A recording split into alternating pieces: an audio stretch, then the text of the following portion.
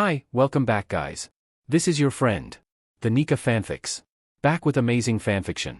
This is the series of What if Deku had sentient stand Quirk? Now before starting, please give this video a like and subscribe to the channel if you want more videos like this. Now let's get into the fanfic. One for All is an old quirk. It has existed for over 200 years. It has seen the rise and downfall of many with a detached amusement. With the exception of its users. One for All is protective of its user. It shares their joy when they achieve something they wish for, and their sorrows when they're feeling down. It mourns and cherishes each and every one of them deeply. It loves and admires first strength of will to have stood up against his brother, second's caution and cynicism, third's unwavering loyalty, fourth's love of nature, the way fifth found joy in the littlest of things, sixth's one-track mindset, seventh's ability to love so deeply, and eighth's unbridled enthusiasm and joy to be a hero and do the right thing. And now, One for All was passed on once more, and this time, there's no one on the verge of death. Now, One for All can start to learn more about Little Ninth. Find things to admire and love, like it has for all of its users. And slowly, in the month since Ninth first used its power, One for All has been learning about him. Little Ninth shares Seventh's ability to love anyone and anything with all his heart. He shares Eighth's enthusiasm for being a hero. He shares Fifth's tendency to find joy in the little things. But One for All has also learned more about what sets Little Ninth apart. Ninth is so smart. One for All can see the notes he takes, and hear some of his thoughts, and there's so much. And he's so determined to do the right thing and help others, too. So, cute, smart Little Ninth is someone that One for All loves. But Ninth's body isn't strong enough to be able to use its power, and that isn't acceptable. How can One for All protect Ninth, if One for All hurts him? This is an issue that needs to be fixed, and One for All will fix it. Little Ninth won't need to worry, One for All will keep him safe. One for All will succeed with Ninth, where it failed with its previous users. No one will hurt Little Ninth. That's something One for All promises itself. So when it feels Ninth channel its power through his arm, One for All panics. What is Ninth thinking? That'll break his arm. One for All can't let it happen. But before anything can happen, Ninth stops channeling power, and One for All feels its connection to Ninth weaken. And suddenly, One for All is angry. Because who dares to try and separate it from its user?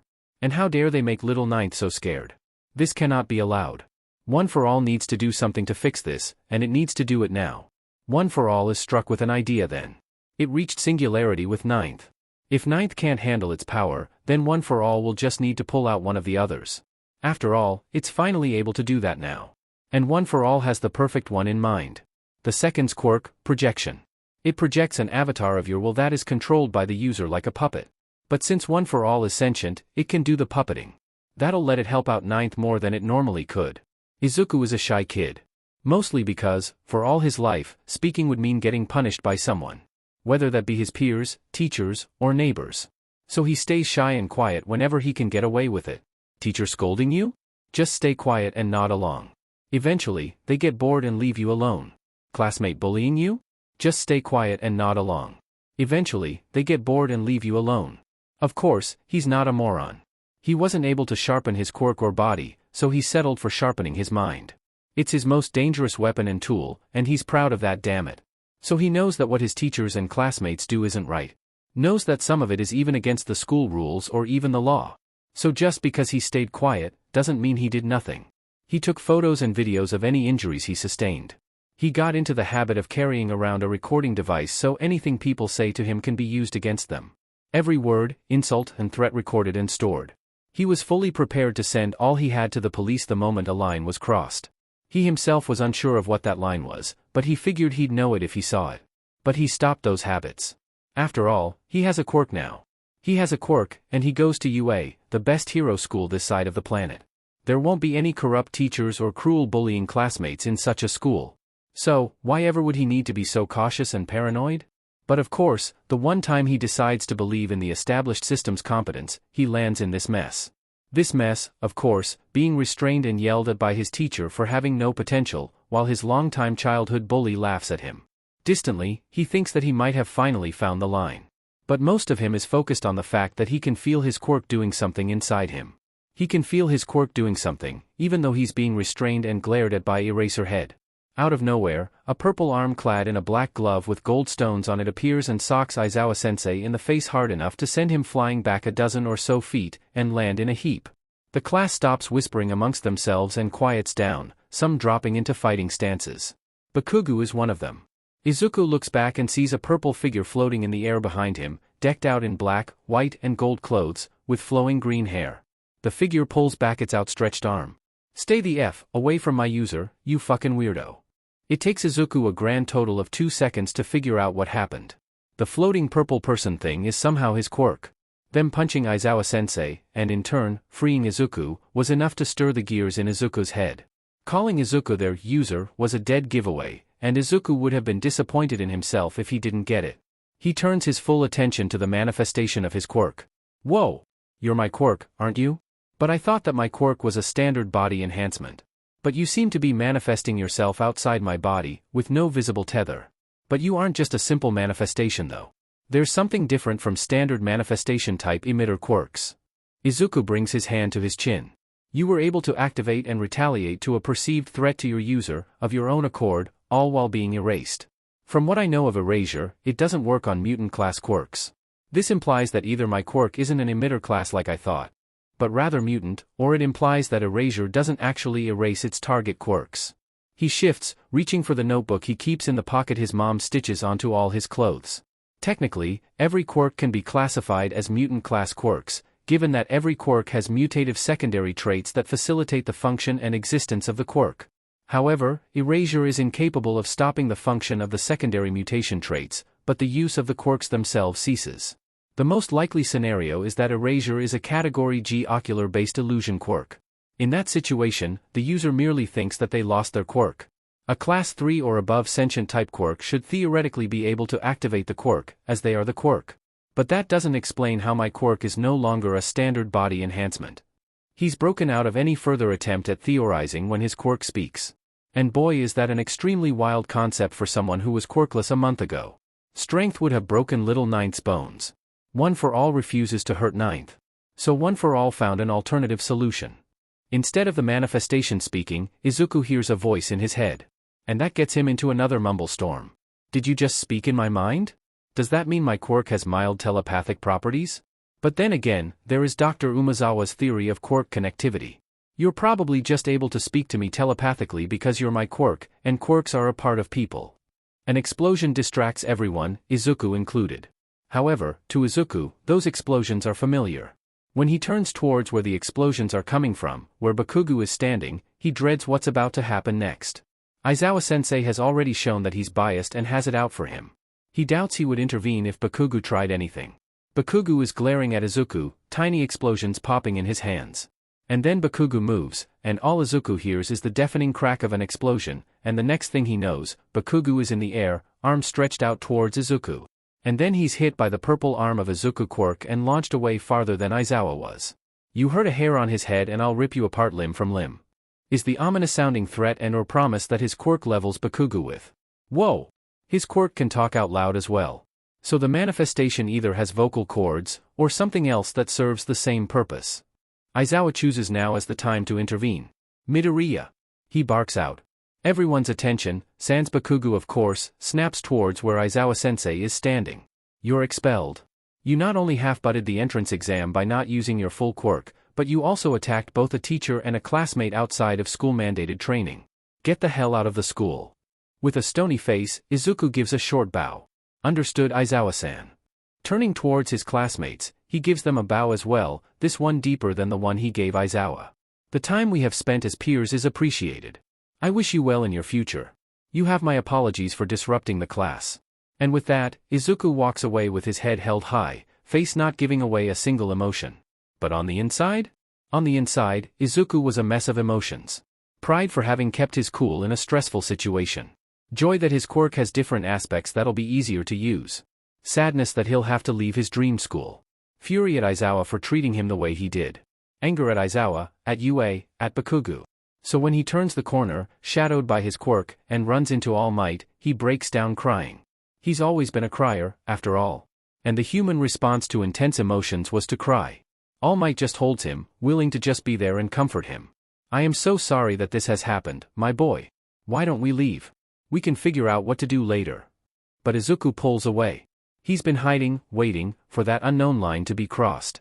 And it sure as hell has been crossed now. Izuku has always loved listening to stories about mermaids when he was younger. They had nothing to do with quirks or heroes, so he and his mom could just enjoy them without the tension that comes between them otherwise. There was nothing in those stories shaming him about how he didn't have a quirk. Completely disconnected from them, in fact. And it makes sense, considering that the stories are from before the dawn of quirks. They're stories that have survived centuries, all the way from the golden age of piracy. Excuse me? Present Mike? Could I have a moment of your time? But what he loves most are the stories of how mermaids are born.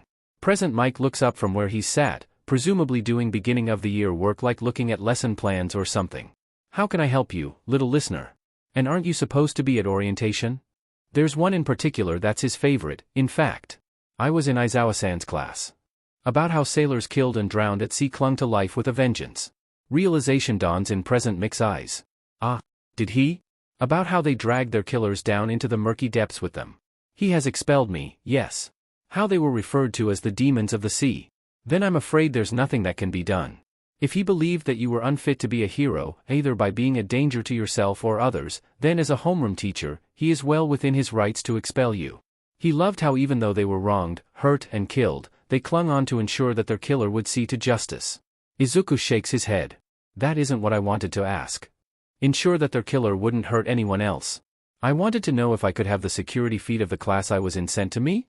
It's just, my quirk evolved, I think. Or has it always been there, and I just found out about it? Anyway, I would appreciate being able to see my quirk in action. See the things I could improve, and all that?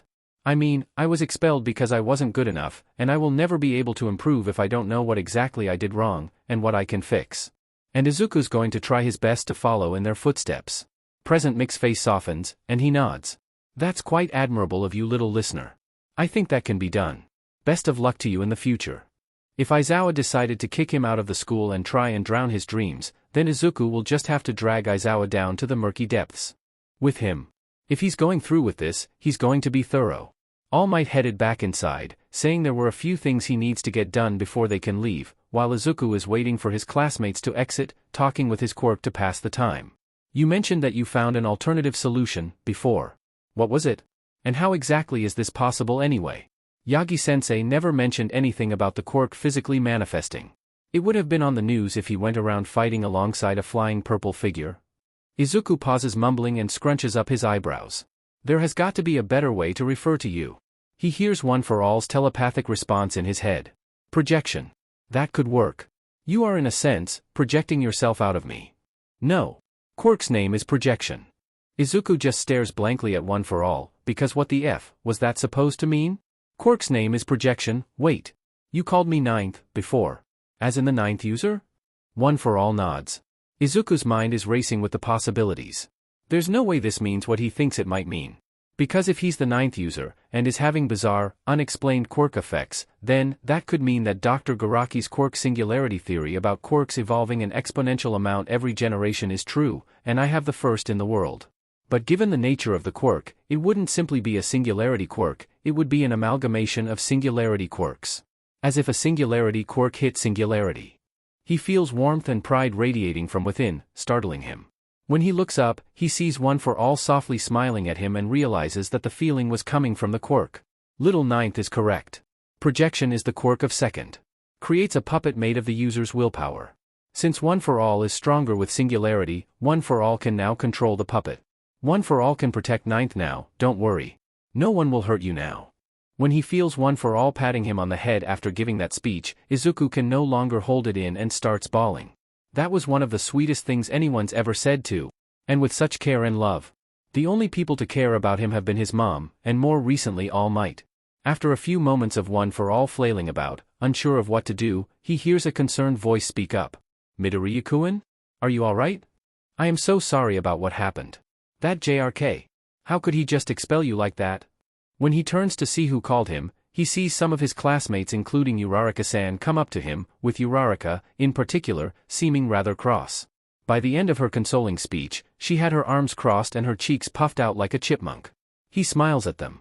Hey everyone, I was hoping if I could have a few moments of your time? That catches the attention of even those who were just trying to walk past. When he sees that he has the attention of everyone who wants to give it, he gives a short bow. Thank you. I will be quick in what I have to say. What Aizawa-san did today broke several laws. I wasn't committing a crime, nor was that, according to his own words, a school-mandated sparring exercise. The fact that he used both his support gear and quirk on me, a civilian student doing as instructed, then tied me up and spewed insults to my face goes against the Quirk Registration Act of 2076, the Reasonable Public Quirk Usage Act of 2141, the Police Brutality Protection Act of 2027, the Weapon Registration Act of 1995, and its follow-up, the Support Gear Registration Act of, and that's just the laws he's broken as a hero. There are rules and regulations of both the HPSC and the Education Committee that he's broken. Midoriya-kun, why do you know so many laws by heart, Karo? Is the deadpan question he receives. My mom's a lawyer. Is, in turn, the just as deadpan reply he gives. Is there a reason you are informing of this other than as an act of protest? The guy with blue hair and glasses asks, swinging his arms about in a rigid manner. Ida, right? Yes. My name is Ida Tenya. It is a pleasure to meet you, even if it was cut short. Yes, there is a reason. I plan on taking this matter to the court. I wanted to ask if any of you would be willing to testify as to the events that happened today from your perspective. Whether or not you are willing, I would still like to thank you all for giving me your time. He bows down at a right angle, and waits for a reply. He looks up when he hears a sigh. Get up, Green, says the purple-haired girl. I have enhanced hearing, you know? It's half my quirk. And I heard Aizawa insult everything from your abilities to your ethics, to your ideals and dreams. Dude's a bully, plain and simple. If you're talking his butt to court, I'd be willing to testify every single word I've heard. The girl with pink hair jumps up and nods vigorously. Aha. Like she said, guy's a bully, and I hate bullies. Hell yeah, I'm gonna testify. It's the manly thing to do. And it's so manly of you to stand up to this guy Midoriya.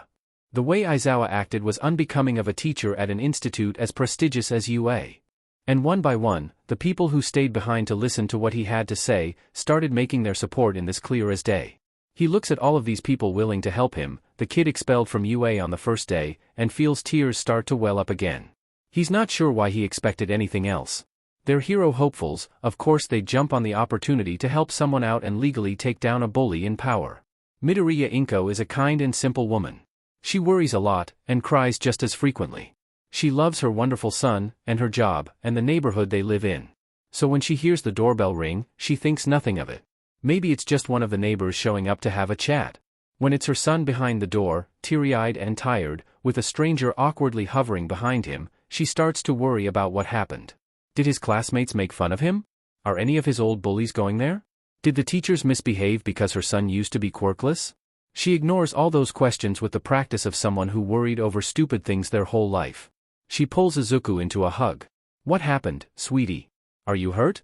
When, instead of responding, her son hugs her back and starts sobbing, her worrying is back in full force.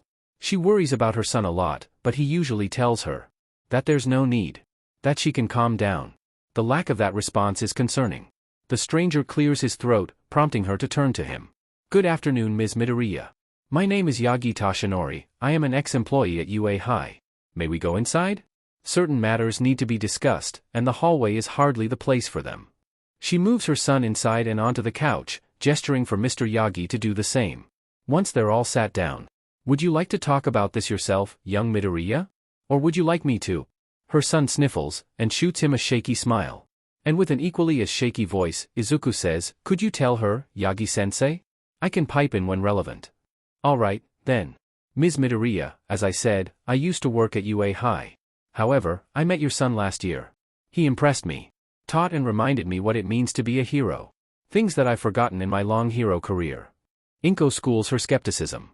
If this Yagi guy was spewing shit, Izuku would cut in. Her son never did like misinformation. But that doesn't mean she isn't skeptical. You're a hero? Mr. Yagi chuckles. Hard to believe, but yes. I used to be in better shape a few years ago, but I got injured on duty. Decided to stubbornly stick with the hero gig even if it wasn't good for my health. And right as I was going to put my retirement plans into action, your son bounds in, and forces me to remember the things I've forgotten in my cynicism. So I decided to train him for the school I was going to be employed in, his dream school. So you were the reason that he was so lively this last year? You were training him to be a hero? I was. Your son is a remarkable young man, and quirk or not, he has the makings of a hero. Unfortunately, it seems that his homeroom teacher disagrees. Inko's stomach drops. That can't mean what she thinks it means. Not after all the work and effort Izuku put in. What do you mean? She asks, dreading the answer, but knowing it nonetheless. Why else would her son be so disheartened? In the end, it was Izuku that answered. He expelled me. Aizawa-san expelled me. No, oh, Izuku. She brings him closer to herself. Did he say why? Izuku nods into her shoulder. He had our class do a quirk assessment test. He pulled me aside when it was my turn, tied me up with his capture weapon, and then started saying stuff like how my quirk is pathetic, and how I'll never be a hero. The despondent voice her son used during his explanation worried Inko. However, he marginally brightens up towards the end. Mom, my quirk's different from what I thought it was. Look, it's so cool. It's a class 3 or above sentient type quirk. I don't know whether it's an emitter or mutant classification yet, though. She smiles when Izuku starts ranting about his quirk. She's about to respond, when a buff, purple, humanoid, ghost shows up and waves at her. Ah, ghost. Izuku turns to look behind, then back to her. What? She points to the purple man. The purple man. Ghost. Or intruder. Get away, Izuku, I'm gonna get my bat. Mom? That's my quirk, please don't beat them up. Oh. Inko sits back down. So that's what he meant by his quirk being different than they thought. She takes a minute to think back to what Izuku's word vomit had in it. You said that it was sentient, right? Aha. Do they have a name then? Or am I just going to be calling them Purple Ghost Guy forever? Izuku takes a moment to think, then turns to look at Purple Ghost Guy. Star Platinum. Their name is Star Platinum. Inko blinks. Is that? It is. Izuku. Yeah? Did you seriously just name your quirk after a JoJo character? Both of them whirl around to look at Mr. Yagi when they hear him laugh. I'm glad you're feeling better, young Midoriya, but shall we get back on topic? Izuku lets out a groan and hides his face in his hands. Yes, sensei. Mr. Yagi smiles at him, then turns towards Inko. Young Midoriya's quirk, he stifles a laugh, Star Platinum, retaliated in what they thought to be an attack, and punch Aizawa-san. They also attacked Bakugo-san when he actually tried attacking young Midoriya. I see. Young Midoriya was expelled for half-butting the entrance exam by not using his full quirk, as well as attacking a teacher and student unprovoked outside of training. I decided to follow young Midoriya out of UA. The standards have truly fallen if the teachers are allowed to act as such. Inko stills. What? And, Izuku says, before Star Platinum showed up, he was saying that he was going to expel me for having an incompatible quirk for heroics. What? Why let him in then? Why let him in, only to immediately expel him? What's the point in so cruelly crushing someone's dream? Mom. When she turns to him, he's smiling. I got a different teacher to give me the footage of the class. And some of my classmates are willing to testify in court. Have I mentioned that one of them has enhanced hearing as their quirk? Because they do. And slowly, Inko starts to smile back. Midoriya Inko is a kind and simple woman. She worries a lot, and cries just as frequently. But if some jackass is messing with her son, she'll make sure they'll pay. Just as Izuku sat down to enjoy his tea and get working on his hero journal, he heard someone knock on the door. He wasn't expecting anyone, and his mom said she'd be late coming back from work. So with a sigh of confusion and annoyance, he gets up and makes his way to the door. Yagi-sensei? He asks once he opens the door, what are you doing here? I thought you said you'd be busy for a week or two getting some paperwork sorted. Yes, well, I've been able to shuffle things around so that you don't have to stop your training. I've drawn up a few different training plans, but I'll need your input before I can refine any of them. Remembering that when one's mentor pops by to discuss training plans, you're supposed to let them in, Izuku sheepishly moves aside. Oh, of course, let me just finish my tea. Hearing his mother admonishing him about being a poor host echo in his head, he adds on, do you want some, sensei? Even as he asks, Izuku starts making his way to the kitchen to get refreshments. Oh? I didn't know you drank tea, young Midoriya. Which blend? I know that certain blends help with building muscle. And nothing for me, thank you. It's quite difficult taking things in when you're missing a stomach. Izuku stares blankly. That's a thing? Guess I'll have to switch blends then. Gesturing towards the teacup he's holding with his chin, he says, this is just a lavender and mint to help with my anxiety. Gulping down the last of his tea, he sets a kettle of hot water along with some snacks on a tray before going back to the living room. Setting the tray on the table, he takes a seat. Right, you said something about training plans? Humming, Sensei reaches into his bag and brings out a notebook and a pen. So far, all your training has been focused around getting your body strong enough to hold one for all. Now that we've reached that goal, we'll need to get your body strong enough to both fight and use one for all. do you already have a preferred fighting style? He's pretty sure he doesn't, considering how many times he got beat up. But he considers the question, thinking back to all the fights he's been in, trying to figure out if he did, in fact, have a fighting style. Not really, he starts reluctantly. I mean, I know how to throw a punch, and how to take a punch, and which parts of my body should be protected and how to cover them, but that's about it. Most fights I got in didn't last long enough for me to really fight back. Snorting, Yagi-sensei shakes his head. Well, that's a better starting mine was, at least. So if dash. Wait, how is it better yours? You're all might. Izuku wilts a little when his sensei levels him with a flat, dead stare. Young man, you do realize that before my master gave me one for all, I was just some idiot with a monkey mask and a metal pipe that picked fights with the Yakuza for sheets and giggles, right? But you're, Izuku stutters, not caring if he's being rude, because he's in the middle of having an existential crisis. Thank you very much. Thankfully, All Might waits for him to gather himself. That doesn't make sense. If you were picking fights with Yakuza, you obviously knew how to fight properly. Picking up steam now that he's started, Izuku continues rambling on. And you're the symbol of peace. The strongest hero in the world. You've single-handedly ushered in an era of peace. You had to have been strong even when you were younger. Sighing, Toshinori gears himself up for a long talk about his past. Because whether he likes it or not, Izuku needs this to stop putting Toshinori on some sort of pedestal. When I was a kid, things were awful. Crime was rampant, and the few heroes that were there died off far too frequently. People were scared to even leave their houses. And I hated it. I hated how bad things were, and I hated how no one tried to fix it even worse. So, I decided, if no one else was going to do something about it, I'll have to do it myself. I decided that I'd have to become a symbol of peace, a deterrent. But I wasn't delusional. I knew that the odds weren't in my favor, that I'd likely end up dead, but I didn't care. I would rather have died doing something, rather than be complacent. He says, smiling ruefully when thinks of those times. So I threw myself into fights. Against drug dealers, against Yakuza, against villains. I had no care for my health, for how injured I got. It wasn't until I met my master, that someone believed in my dream. She taught me how to live for my dream, rather than die for it. Until that point, I didn't care how I fought. I had a metal pipe and hitting people with it hurts, and that's all I cared about. Wagging a finger in young Midoriya's direction, Toshinori continues.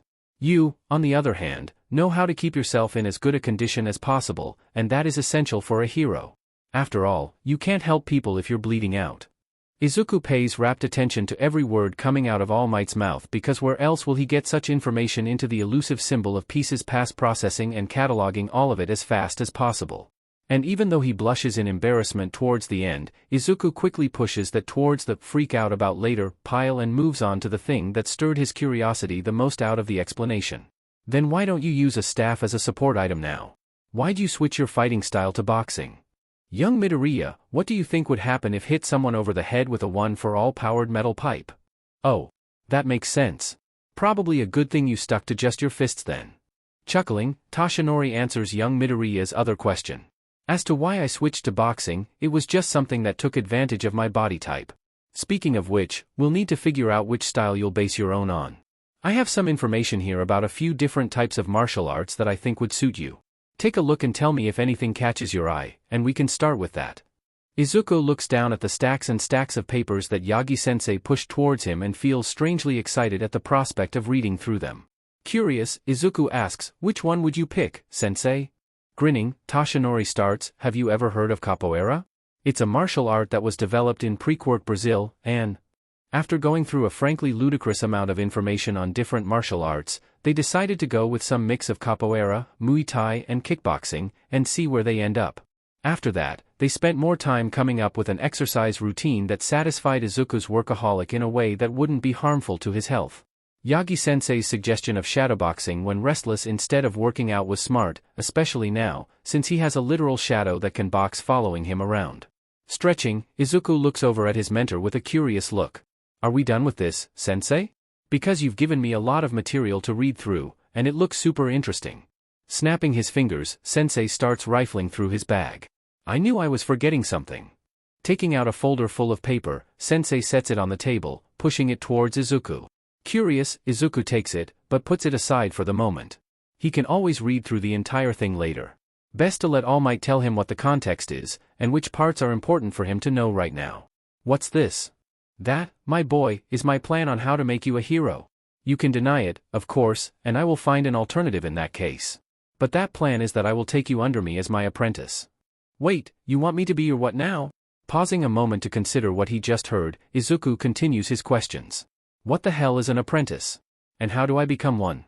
Oh my god, I'm going to be All Might's apprentice. This is so much better than any merch I've ever bought. How? Do I need to fistfight Endeavor? Because I will fight that little beach. The a-holes had it coming anyway. Snorting, Sensei reaches over and ruffles his hair, resulting in Izuku letting out a rather embarrassing startled squawk. It's an old system, where a pro can vouch for someone they see potential in and take them in under their wing. It'll let you gain a hero license once you've proved to be adequately trained. It's meant to be a system used to reform vigilantes, Sensei informs him, a smug grin starting to form on his face, but it says nothing about forbidding students from using the system. Tilting his head, Izuku lets that process. He's not really concerned about exploiting loopholes in the law to F with people. No, he's done that far too many times in the past to be bothered by it now, and even if that wasn't the case, his mentor is All Might. He's pretty sure the man could murder someone on live TV and people would just blame the dead guy for getting in All Might's way. No, what he is concerned about is something different. Wait, what about my schooling? I mean, technically I don't need further education to be a hero, but I'm pretty sure Mom would kill me if I told her that. Also, if it's a system built for vigilantes, won't they have checks in place to ensure that it's worth the effort of reforming them? Waving his hand in front of him dismissively, Sensei says, don't worry about the education. I've pulled some strings and Nedu is happy to recommend you to distance learning. And you're right that it won't be easy to go with this method. Sensei says with a wry grin.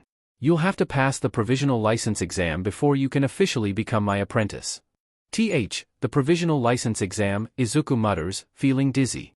How the hell is he supposed to pass the FING provisional license exam? He keeps on panicking until he notices that Sensei buffed up, and standing in his tiny living room is All Might in all his glory. What's the matter? I thought you said it didn't matter how hard you had to work, as long you became a hero. Giving up on that already? Hardening his resolve, Izuku glares at the symbol of peace without thinking. Never. I will become a hero.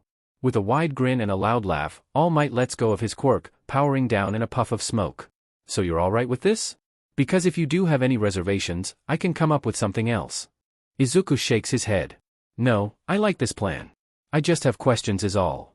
Of course you do. Let's hear, M. Izuku clears his throat. He's not nervous, but he is wary of what the potential consequences of this plan could be. Wouldn't being the apprentice of All Might paint a target on my back? While a target is something I will eventually gain over my career as a hero, getting one this early on seems too risky. I've considered that as well, but all things considered, the pros seem to outweigh the cons. And as for the issue of pushing too much into the spotlight, I have a solution to that particular issue as well. Izuku leans forward, eager to learn more about this solution. We'll have your costume include a mask, obscuring your face and identity. That, combined with submitting your application with your hero name instead of your actual name, should buy us some cover to keep you safe. Is that allowed? Because Izuku is pretty sure it isn't. Anyone can get the basic information about any hero. From their name to their accomplishments to their mission record, all of it is public. The only hero that doesn't have any information regarding them publicly available is All Might, and even after learning from and under the man for a year, Izuku still has no idea how he managed that. Technically, no. But the commission couldn't care less as long as you produce results. And the fact that I'm the one submitting the applications will get them to go along with it. Whoa, I get to have a secret identity. That's so cool. Chuckling, All Might ruffles his hair again. That you will. Now, if that's it, I just need to know what your hero name is going to be, and we'll be done for the day. I really do need to get back to that paperwork. Sensei sighs. Hero name? Izuku asks, feeling his voice switch an octave. He wasn't prepared for this. He was always so focused on the fact that he was going to become a hero that he'd never stopped to consider what that would look like. The best hero name he has is Small Might, a name he came up with when he was 4, and one he will never share with All Might of all people. Thank you very much. Can I think it over? I don't really have anything good. Sure thing, young Midoriya. Take your time. I remember how hard it was picking my name, so I don't imagine this is all that easy for you either. That starts grinding gears in his head. All Might's name is such an ingrained part of the world at this point, that he's never bothered to stop and just think about it. Maybe that idea has some merit. Regardless, it's an idea to consider later. A hero's name is an integral part of their identity, and he wants to try and come up with one himself, first. Nedu has few people he trusts. Why would he, when all it would have gotten him in the past was hurt? He goes into every interaction expecting the other party to stab him in the back. A paranoia that has time and again hampered his ability to get along with people, a skill that is especially essential for a school principal like himself. Unfortunately, the paranoia is just the latest in a long line of parting gifts from the monsters in charge of that lab. But the few people that he does trust, he trusts wholeheartedly because they've proven that they wouldn't hurt him even if given the chance. The users of One for All are on that list, considering that the 6th user saved him from that lab and the 7th fought to get him considered as a person. But the person at the top of the list of people he trusts is the 8th user, All Might. He has had ample opportunity to harm Nedu over the years, but he never did. He even went so far as to repeatedly protect Nedu from the Hero Commission's wrath. So Nedu trusts him. Trusts him as a friend and a hero. So when All Might asked Nedu to look after his successor, the 9th user, Nedu agreed. He's known 3 users, and each and every one of them was a dear and trusted friend. He felt honored that he would be able to take part in shaping the 9th into becoming the hero Nedu knows he can be. And he knows the child will be a great hero, and not just because he has One for All, but because the first and only thing he did in the exam was save people. So when Aizawa, one of his best teachers, asked for Midoriya to be put in his class, a request he almost never makes, Nedu agrees, happy that Aizawa sees the potential in that child as well. He didn't expect this, though. He never expected something like this. Swallowing down the guilt he's feeling, because wow is that new, over having failed his friend, Nedu glances over at Aizawa from across his desk. Bringing his paws together, he starts the conversation with a grim expression or as grim of an expression as his face can manage. Do you know why I have called you today, Aizawa-kun? With a weary sigh, Aizawa levels him with a deadpan look. Just get it over with, Nedu. I need to take a nap. Nedu pursed his lips to keep himself from snarling. He's always overlooked Aizawa's behavior because as gruff and rude as he was, he's always managed to bring results, and because he wasn't really interested in dictating how others lived their lives as long as no one was hurt. But maybe he should have paid more attention to it. After all, the way someone expresses themselves tells a lot about them, and Aizawa always looked like a sleep-deprived hobo that wandered onto school grounds. While an effective attire for an underground hero looking to be overlooked and underestimated, it might be considered questionable for a teacher to wear. But then again, hindsight is 21 things for certain, though. He's going to be spending the next few weeks going through Aizawa's actions as a teacher while he was employed by UA. I have called you in to discuss the expulsion of student Midoriya Izuku. What of it? Aizawa asks, looking like he'd rather be elsewhere. Pretty cut and clear, as far as I'm concerned. Not only did the kid not have any potential, but he assaulted a teacher and classmate using his quirk. Nezu's eyes narrow. When the time comes, I hope you can come up with a better justification than that. Aizawa looks more alert at that. When the time comes? Do you expect the kid to come seeking revenge? I doubt you'd bring it up if you didn't think he was dangerous enough to watch out for. Oh, he's dangerous, alright, Nedu mutters under his breath, his hackles raised. Let me be frank about your situation, Aizawa-kun. Not only did you expel the successor and protege of the symbol of peace dash. I knew he was connected to All Might. Probably expected to coast by on his mentor's fame. Aizawa drawls. Not only did you expel the successor and protege of the symbol of peace, Nedu continues where he was cut off, glaring at Aizawa as he does so, you insulted and degraded a student, used your capture scarf on said student, who need I remind you is a civilian, and used your quirk on the same student, with no justifiable reason. You then reprimand and expel said student when his quirk has obviously undergone a stress-induced evolution to help its user in what it perceived to be a threat. And then, as if it wasn't enough, you do absolutely nothing to reprimand a student who actually was about to use his quirk to assault a classmate. Throughout his whole rant, Nezu's voice became louder and louder, until he was practically screaming at a cowering Aizawa that was terrified at seeing his boss this said. That's I'm sure it wasn't that bad? Seeing Nezu's glare intensify, Aizawa tries to hastily correct himself. I mean, he was just a kid, right? I doubt he'd know all of this. I'm sure UA will be able to out of this fine. This time, Nedu is unable to stop the snarl that breaks out, and he takes a sick sense of pleasure at seeing how Aizawa squirms in fear. All Might, the symbol of FING peace, was supposed to teach this year. But he's not. Do you want to know why? Because some self-centered a-hole decided to expel his FING protege for no FING reason. Seeing Aizawa look smug when he mentioned that All Might will no longer be teaching at the school, Nedu FING loses it. Aizawa can have some sort of petty grudge, or one-sided rivalry with All Might as much as he wants, but letting it affect his work like this? Nedu decides at that moment that he wants Aizawa to suffer as much as Nedu is, having to deal with the fallout of this whole mess. Aizawa, have you heard of the hero Dreadnot? He asks, his voice sweet and full of anticipation. Of course I've heard of Dreadnot, Aizawa answers with a scoff. Which underground hero hasn't? The man's a legend, what with how he gutted the underworld. It will take decades before it can even begin to recover. When All Might first started out, he felt that he could be doing more to fight crime. But he didn't want to do so as All Might, considering he has an image, people looking up to him. So he comes up with the identity of Dreadnot. Aizawa gapes at him, sputtering out, "Boo, but he's an idiot. The buffoon just poses around in front of cameras. There's no way someone like him can be Dreadnot." "Oh, he most definitely is, I assure you. I helped him make the identity, after all." Nedu grins wide, enjoying the distress he's causing. Usually, he tries not to give people an existential crisis, because that would be rude and he needs to set a good example as the principal. But just this once, he decides, he will push. He hasn't gotten this euphoric feeling of desperation and fear in a long, long time, and he's missed it. He decides to just take some time to savor Aizawa's misery. Let it settle in before he decides to go for the kill. Now, putting aside the matter of Dreadnot, as well as the matter of the media disaster that will happen when people find that the only reason All Might still isn't teaching here is you, there is one more final matter I am pleased to inform you of. What is it? Aizawa cautiously asks.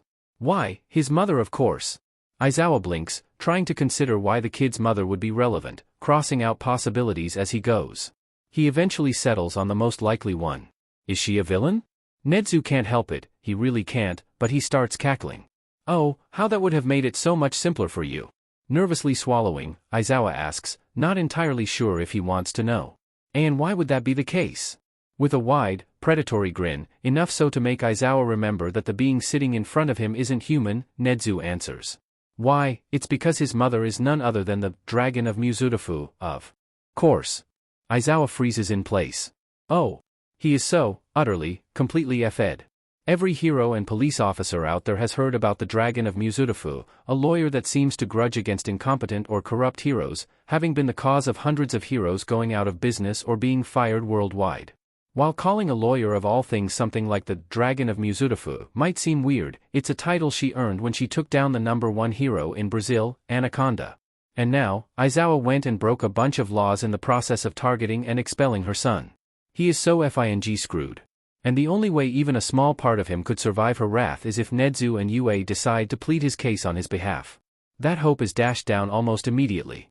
She has expressed her intention to pursue legal action against you. And after discussion, the two of us have come to an accord. She leaves Yue alone, and in return, I don't find or prepare a defense for you. It was quite beneficial for both of us, if I might say. Well, that was a lie. He hasn't yet had the pleasure of speaking with her, but Aizawa doesn't need to know that. Nor does he need to know that. Unfortunately, Nedu will have to help provide him with a legal defense, as stated in his contract. But what he doesn't know will most definitely hurt him, and that's the point. His reckless and selfish actions have caused him and Yue to stake their reputation on him, and clash with the Dragon of Musafu. A clash that Nedu is smart enough to realize he will lose. After brainstorming and trying to come up with a hero name for a good half hour, Izuku gives up when his best ideas revolve around the fact that he has green hair. Things like Verdant, or Viridian, sound super cool, and if it was a vigilante name or something, it would have been perfect. But for All Might's apprentice? For the successor of the symbol of peace? It's not enough. So he decides to ask All Might for help. How did you pick your name, sensei? Me? It's not going to be as inspiring a story as you might hope, young Midoriya. He replies, chuckling fondly.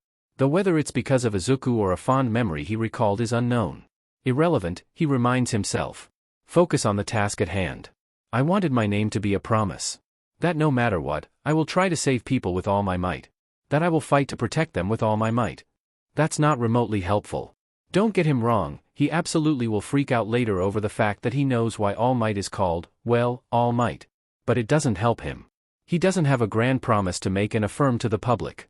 Yes, he will fight with everything he has to save and protect them, but that is a given, as far as Izuku is concerned. Then, a different branch of thought occurs to him. All Might isn't the only person he's succeeding. There were 7 other people before All Might, so maybe he can try and use their names for inspiration? What about the past user of One for All? All Might coughs out blood, seemingly caught off guard. Waving away Izuku's frantic apologies, All Might asks, what about them, my boy? Twisting his hands, Izuku looks at him with concern, before relenting. What were their hero names? I thought that, considering that technically I'm their successor as well, I might as well try and take inspiration from them as well, and not just you. I don't know what I was thinking, I should have known it was a bad idea. I didn't mean to imply that you weren't a good enough mentor, and I need to replace you, or upset you by bringing them up. It won't happen again, I promise. Izuku shouts out, bowing in the hopes that All Might wouldn't be too upset. He hears Sensei sigh. You truly are the Prince of Nonsense, aren't you? Izuku decides it's probably a good idea to apologize again when he's lightly chopped on the head. You really need to stop apologizing so much, young man. I wasn't upset, just startled at how sudden that was. I don't mind telling you about the past users. In fact, as your mentor and predecessor, it's my responsibility to do so. Leaning back, Sensei lets out another sigh. Well, truth be told, I don't know much about the past users to start with. Around half of them were from before the heroics industry was properly established. The first person that I know for a fact to become a licensed hero was my master, Shimura Nana. Izuku leans forward in anticipation and excitement. Who wouldn't be excited to learn more about All Might's master? What was she like? She was an amazing hero and an even better person. Her main philosophy was that, as heroes, we shouldn't just aim to save a person's body, but their soul as well. Most of my persona as All Might was in homage to her, you know? My hair tufts resembling her tendency to throw out peace signs, to her tendency to smile. Sensei smiles, fondness, and pure, unadulterated awe on his face as he spoke. I started smiling to pay my respects to her initially, and then to hide my fear later on. But master? She smiled because she wanted everyone to be happy. No matter how much I wanted to be like her, I was just an imitation. Glancing over to Izuku, he says a statement that shakes him to his core. Well, not really, but it does still shake him enough for him to start crying, though that's not saying much. But you? You smile so easily, and you do it to help others smile as well. You remind me a lot of her, you know. What was her name? Izuku asks with a sniff of his nose, trying to rein in his emotions because he can't just start sobbing every time he gets a compliment, damn it. Rhea, the floating hero. Like the Greek Titan? All Might smiles. Yeah, like the Greek Titan. Rhea was the mother of the gods and the Titaness of comfort and good living.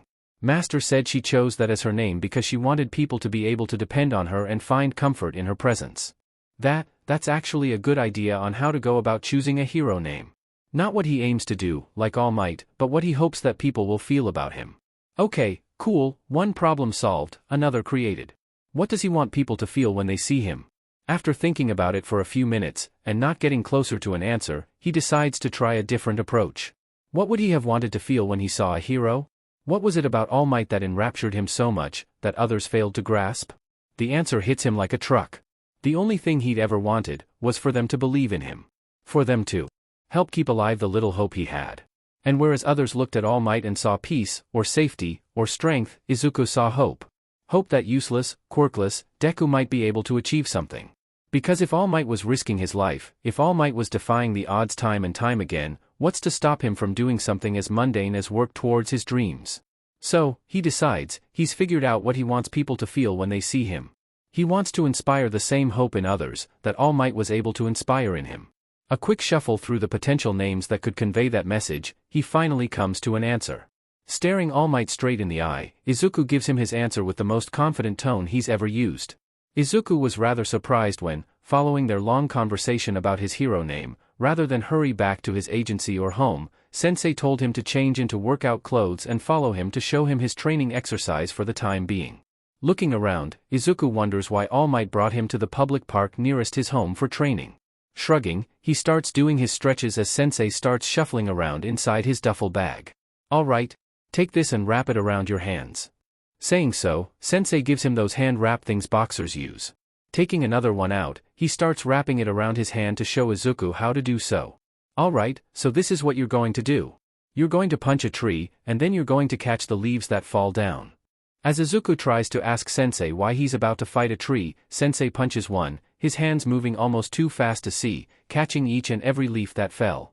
The point of this, young Midoriya, is twofold. Exercises such as this will improve your spatial awareness, as well as help you be more in control of your body. After all, hitting someone too hard or too fast, even without a quirk, can cause severe damage. Turning back towards him, Sensei unwraps the cloth and shoulders his duffel bag. I will be seeing you in a week, young man. Try and catch 10 leaves by then. It's been a few days since All Might stopped by, and Izuku is ready to collapse. From reading through the legal documents regarding the apprenticeship which his mom apparently knew about, meaning she knows that Yagi-sensei is All Might, and when did that happen, to the information about different martial arts and fighting styles, to the workout and leaf exercise, Izuku has never been more tired. But he has also never been more fired up, either. But that doesn't mean a break isn't something he would appreciate. So when one of his former classmates invites him to hang out at the arcade, he happily accepts. Midoriya. Over here. A cheerful pink girl waves him over. Deciding it would be polite, he waves back with a smile. Once he gets in front of the group, he gives a short bow. Thank you for inviting me. Our last interaction was under less than pleasant circumstances, so I was unable to properly introduce myself. My name is Midoriya Izuku. I enjoy drawing in my free time. It is a pleasure to make your acquaintance. You don't need to be formal, Karo. I'm Azuitsuyu, but please call me Tsu. I tend to be blunt, so I apologize in advance. The pink girl from before jumps up, throwing an arm into the air. I'm Ashido Mina, the DDR champion at this arcade. One by one, the rest of the group introduces themselves, and Izuku makes it a point to memorize their names and the little tidbits they share about themselves. They may not be his classmates anymore, but that doesn't mean they can't be friends. Far he's concerned, Aizawa can take his whole lone wolf bullshit and F off. When the only person remaining who hasn't introduced themselves is the guy with half-white half-red hair, he stops staring at everything around him with a vaguely confused look, and levels Izuku with an intense stare. My name is Todoroki Shoto. I like cold soba. Now, while Izuku would ignore people looking at him weird, he's used to it by this point. The look Todoroki was giving him was different. One that Izuku has often seen on himself on late nights, when he's half hysteric and determined to understand a specific quirk, absolutely refusing to back down no matter what. He's looking at Izuku like he's a puzzle to solve, and Izuku can't figure out why. He's barely been at UA long enough to establish his status as a cryptid. But he doesn't have time for that because he's immediately drawn towards the DDR pad by Ashido, Kaminari standing to the side taking bets while Kirishima encourages both of them to kick butt. Whose butt is he supposed to kick? The DDR pad? And as soon as that's done, he's distracted by Kirishima, dragged into a very heated debate about whether or not Star and Stripes can beat DC's Superman. And Izuku is appalled at how Kirishima can spout such nonsense about how Superman would win because Star and Stripes wouldn't have kryptonite, which is just wrong. She has a Class 9 reality warping quirk. What's stopping her from, warping reality and creating kryptonite? After running around and messing around so much, they got hungry and headed to get some food, Izuku and Kirishima arguing the whole time. And when Kaminari bet him 200 yen that he couldn't fit 15 dumplings in his mouth, Izuku was quick to accept.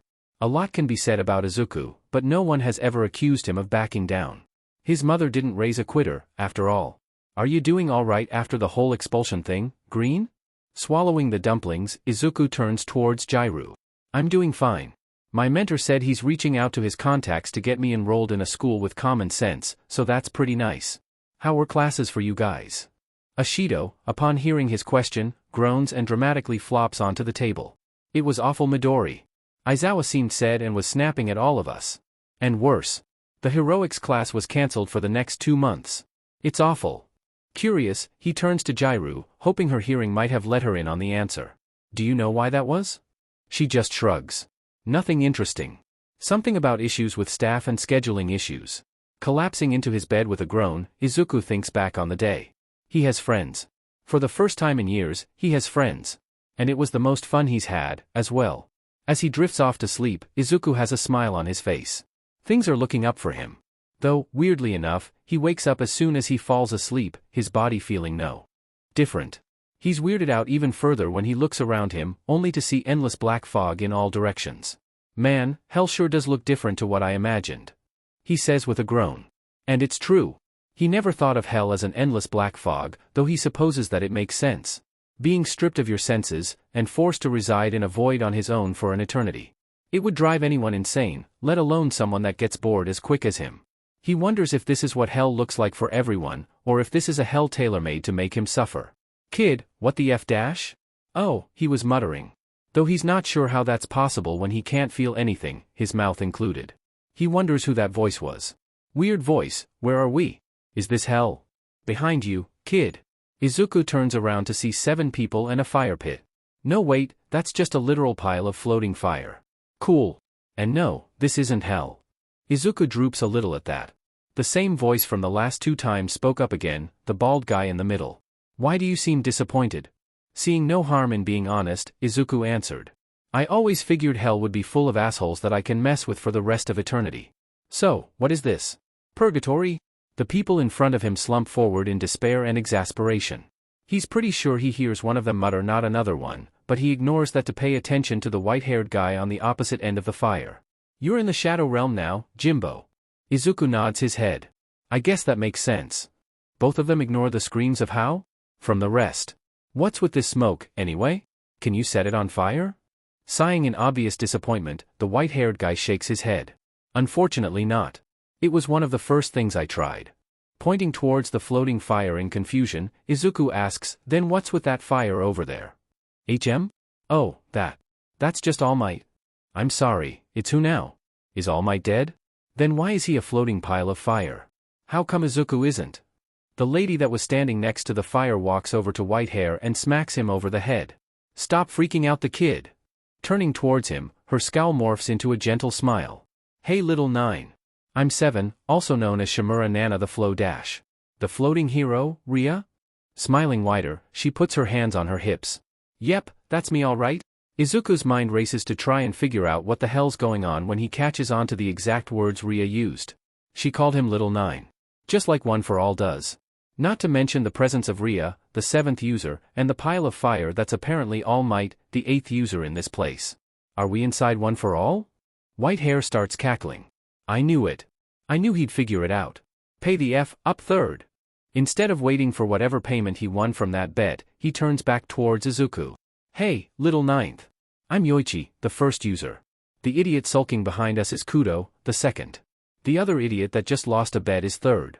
Pointing towards the guy that's just kinda laying there on the floor, Yoichi continues. The guy having an existential crisis over there is Shinomori Hikage, the 4th user. The bald guy takes Yoichi's introductions. And I'm Banjo Daigoro, the 5th and coolest user. And the 6th. Snorting, Ria smiles at him. Ignore dark and brooding over there. As I said before, I'm Shimura Nana, the 7th user. And that pile of flame is Yagi Toshinori, the 8th user. The name swirling in his head, he bows. It's an honor to meet all of you. I am Midoriya Izuku, the 9th user. Throwing an arm over his shoulder, Yoichi smiles at him. It's good to meet you as well, 9. Though I'm afraid this wasn't just a meet and greet. Removing his arm from Izuku's shoulder, Yoichi goes to sit in a throne-like chair which Izuku swears wasn't there before. The sight of all the past users, even Flame Might, sitting in thrones that are positioned in a circle around him, Izuku feels like he's on trial for high crimes and misdemeanors. You've been able to use our quirk through a mixture of One for All sentience, and the second's projection, but that isn't something that can continue. Why not? It's been working so far. One for All is a stockpile quirk that grows in power every time it's used or passed on. And it's a quirk that your body is not suited for or used to. Which makes sense. It's not a quirk that he was born with, so his body doesn't have anything sort of checks or defense mechanisms. And he says as much. Because I wasn't born with this quirk, I don't have the secondary mutative traits found in other quirks. Precisely, Yoichi shouts, his face showing a wide, pleased grin. But it's a time-consuming process for the quirk to slowly assimilate with your body, but one that can't happen if you keep distracting it. No ever-growing stockpile, no ever-adaptive body, no growth. Wait, so I just don't interact with One for All from now on? Of course not, Yoichi says, just until your body fully sinks in with the quirk. That makes sense, he guesses. So I need to either use projection the same way Second did, or get used to the enhancement aspect quickly. Not exactly. When One for All force-activated projection to save your body from hurting itself, it pushed that to the forefront so much that anything else is out of your grasp. What? Why would it do that? I thought the primary function of One for All was to stockpile energy and use it to enhance its user. That's true, and for any other user before you, it would have been the case. But we've hit singularity with you, so it's different now. Just how different is something we're still trying to figure out. Seeing that Izuku still looked confused, Yoichi decided to try a different approach. Think of it like a game download queue. One for All, the main game, is supposed to download first, followed by the DLC. Roughly 3% of One for All has installed so far.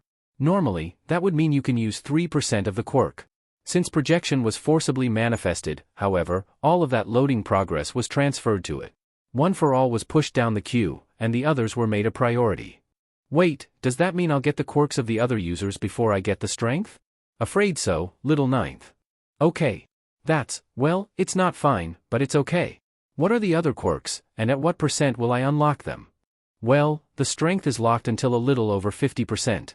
The other quirks manifest at the choice of either the original user or one for all's wish once the percent requirement is met.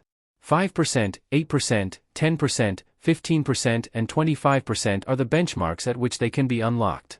The 5% one is close to manifesting then. Which one will it be? Yoichi shakes his head. Not just close to manifesting. You've hit 5% today. It's why we brought in here. Oh, Izuku says, sounding just as lost as he feels.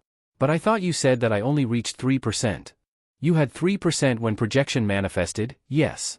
Pausing to see if Izuku had any other questions, Yoichi continues. And about which quirk you'll get next, we're not really sure. You already have mine and 2 NDs, Third didn't want to give you his quirk until the day you got expelled, after which he expressed interest in you having his quirk. Fourth and sixth decided to hold off on giving their quirks to let you have a more physical quirk, and fifth and seventh have been fighting over which one of their quirks you should get. So, third, fifth, and seventh want to give me their quirk? Why? Yoichi grins wide, his voice sounding smug when he speaks. You remember that bet that I just won against third? Well, guess what the stakes were? I don't know. I mean, what could you have bet? I already have your quirk, right? Snorting, Ria directs a teasing grin towards Yoichi and third. Third bet that you wouldn't be able to figure out where this is without being told, and he placed his quirk on the line. Yoichi agreed to shut up until you found a successor as his bet. Scoffing, third leans forward. Don't twist my words, seventh. Turning towards Izuku, third starts speaking. I disapproved of seventh. She was too soft. I initially disliked eighth for the same reason, but he went and proved me wrong when he got up with half his organs dangling out of his stomach to punch that fucker's head off 5 years ago. And you? You proved me wrong the moment you chose to take your teacher down with you. Drag him down to the depths and drown him with you, right? You're pretty ruthless when you want to be, kid, and that's only been reaffirmed the more of your memories we've seen glimpses of. Seventh and some of the others might say shit about showing compassion and love to save people, but you know better, don't you? You were a part of the dregs of society. You know DMN well that the only way to save people sometimes is to stab a fucker. While Izuku tries to formulate some sort of response to all of that, fifth interrupts with a shout. My quirk's cool as F dash. Cool little dude like you needs a cool little quirk like this, don't you think? Ria turns to glare at fifth. Shut up, Banjo. He's basically my grandson, he's getting my quirk first. He's her what now? Yoichi clears his throat. Now that we know that third is serious about giving his quirk, I think the answer on whose quirk ninth gets is obvious. Wait, they were just going to move on from the grandson thing? Is no one going to even try and clarify? Okay then. Guess there's nothing to do but move on to the confusion of what Yoichi actually said. Izuku looks on in confusion, as the rest of them slowly start nodding, before turning to third. Izuku, not having anything else to do, and having already given up getting a straight answer from any of them, follows suit. Alright, so here's the deal. My meta ability, especially after being powered up by One for All, is strong, and deadly if used wrong. It's called adaptive embodiment. You can pick a part of you that you feel defines you and embody it. The effects of the quirk vary depending on what you embody, and how you view it. When I was alive, I could only embody a single aspect. Now that it's powered by One for All, that's increased significantly. Oh, cool, guess he was wrong. He is going to be getting a straight answer. The one thing does confuse Izuku about the explanation. That's a really cool and versatile quirk, but how is it deadly? Grinning sharply, third responds. Because the last time I used it, I decided to embody my anger. Took down dozens of lackeys, and badly injured the villain I was fighting. I never even noticed how much damage I was doing, or how many limbs I lost during that fight. Yeah, that would definitely make it deadly. There is one thing about that whole explanation that was bothering him though. Your quirk. Is it the reason All Might can transform after his injury? Ria snorts at that. You'll never guess what he accidentally embodied. It was nostalgia, the big oaf. Ha! Izuku shouts. I knew it. I knew that his transformation had nothing to do with One for All. Toshinori blearily reaches out to the table, picking up his phone. Hello? Honestly, he gets so little rest as is. If this is anything short of All for One coming back from the dead, he's going to throw the collar into the FING sun. All Might? He immediately takes it back, overcome with worry. Forget interrupting his sleep, young Midoriya could ask for his remaining lung and Toshinori would gladly give it, if only for the fact that the kid refuses to reach out for help unless absolutely needed. Not to mention that it's been months since his boy has called him by his hero name. Young Midoriya? Are you alright? Do you need me to come over? Even as he asks, Toshinori doesn't wait for answers. He opens his balcony door, buffs up, and jumps. His boy could be in danger, and Toshinori will be dead if he doesn't rip whichever fucker is responsible for that in half. A lot of people don't think he's capable of such actions, but they forget that he hunted down all for one, not for justice, but for revenge. If someone found out about his connection to the boy and decided to target him to get to Toshinori, he is going to make them regret their existence. No, I'm fine, it's just. Landing on a random rooftop, he lets go of his form, taking in a deep breath. The kid's safe. He is safe, and not in any danger. Toshinori can calm down. It's fine, my boy. You can tell me what's wrong, he says, as softly as he can. And he is filled with pride and contentment when he hears young Midoriya start calming down. After all the months they've spent together, young Midoriya seems more comforted in the presence of Toshinori instead of All Might. Quirks haunted.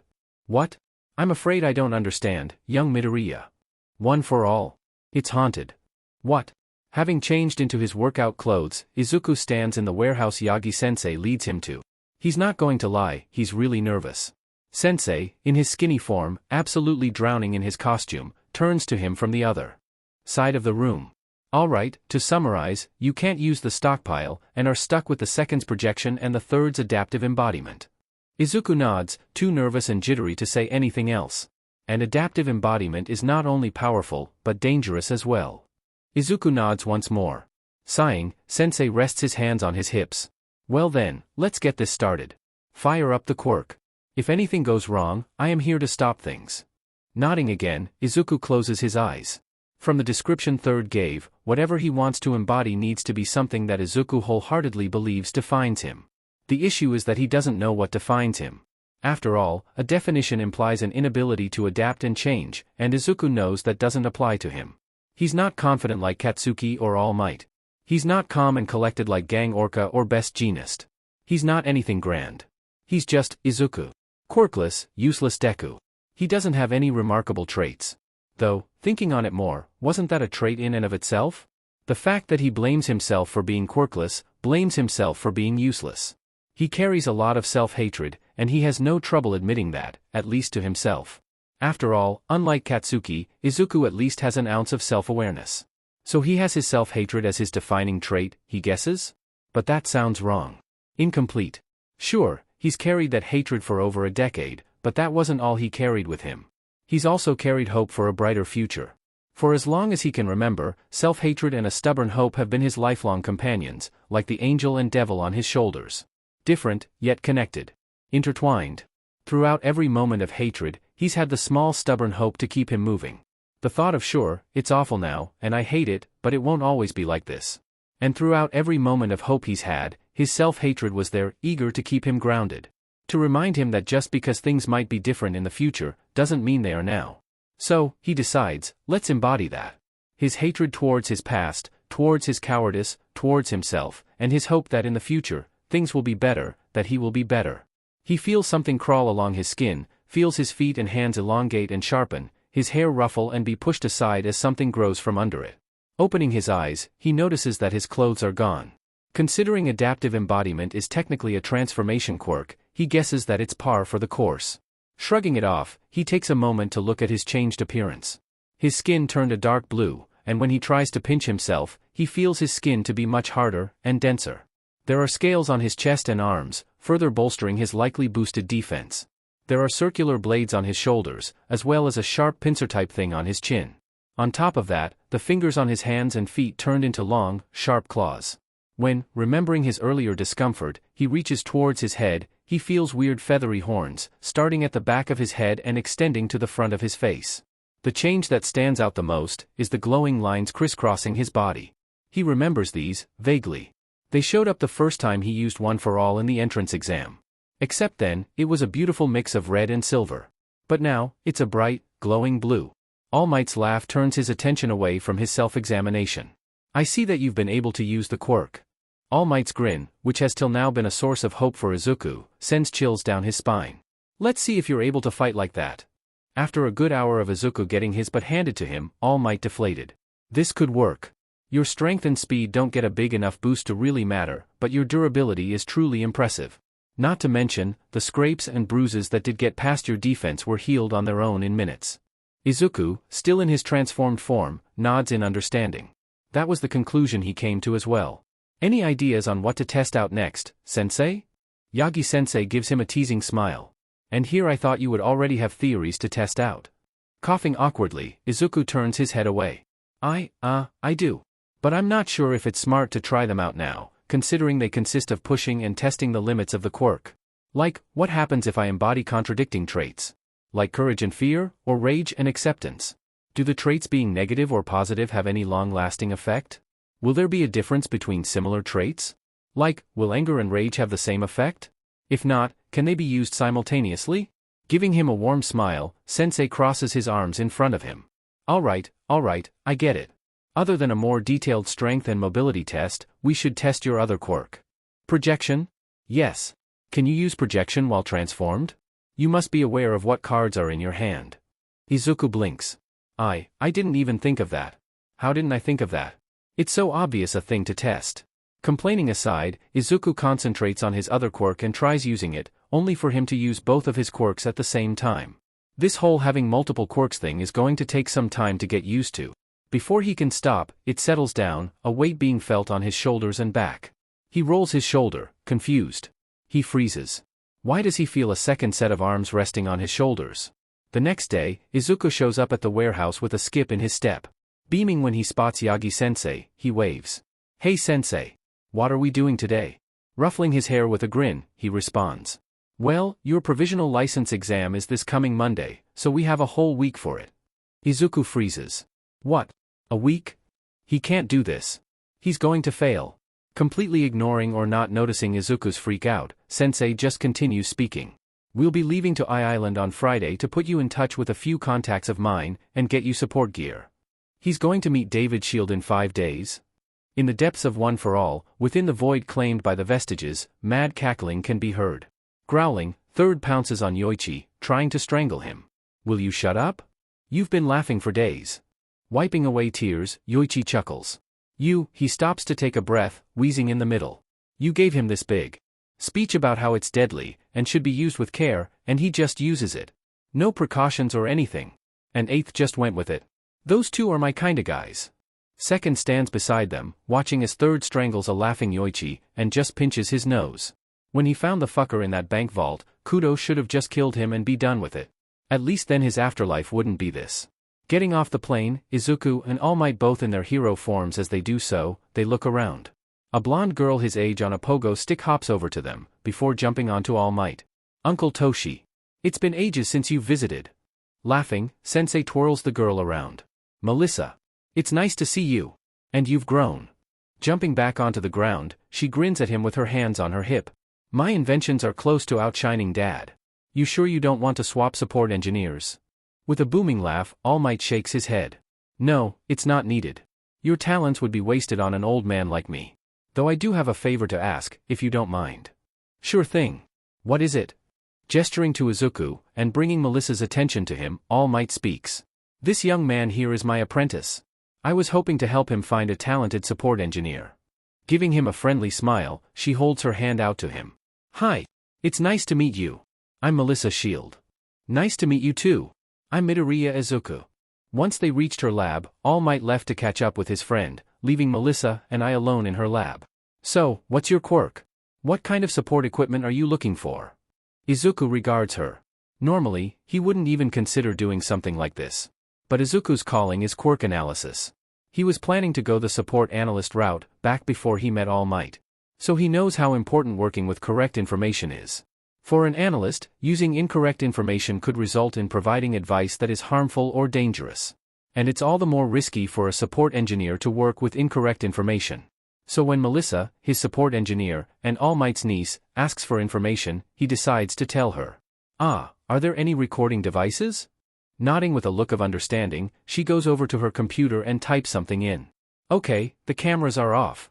I assume you would have this information recorded as little as possible. Nodding, Izuku lets go of adaptive embodiment, turning back to normal. Melissa lets out a hum. So, about your quirk? And Izuku tells her. About how he was quirkless. About one for all. About projection and adaptive embodiment. Melissa hums thoughtfully. I see. This is a rather interesting and difficult case, she mutters. What sort of gear are you looking for right now? I mean, you'll definitely need something to help you withstand the stockpile aspect once that kicks in. For training, if nothing else, but I'm not sure how I can help now. Scratching his head, he diverts his eyes to a poster of some sports team Melissa has on her wall. Well, my skin is tough enough, and I have a good enough healing factor that armor is counterintuitive. But until the stockpile aspect of my quirk awakens, I'm severely lacking in offense. Moving over to one of her tables absolutely covered in papers, Melissa rummages through them. Finding what she was looking for a moment later, she starts writing down something. Once she came to a lull in her note-taking, she looked up at him.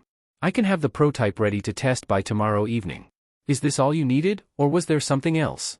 Digging through his bag, Izuku pulls out a couple of his notebooks, specifically the ones that have notes about himself. There is, actually. All Might mentioned that he wanted me to have a second hero license, one as Izuku Midoriya, not his apprentice. I was planning on getting an underground license for that one, and since this is supposed to be both underground and a separate identity, I can't use my transformation. This is the information I have on my legally registered quirk, the things not mentioned there, as well as a few sketches for my costume. Melissa grabs the notebooks, and starts flipping through them, her eyes lighting up. Oh, this is brilliant. Half of the things you've mentioned and requested here are just theoretical.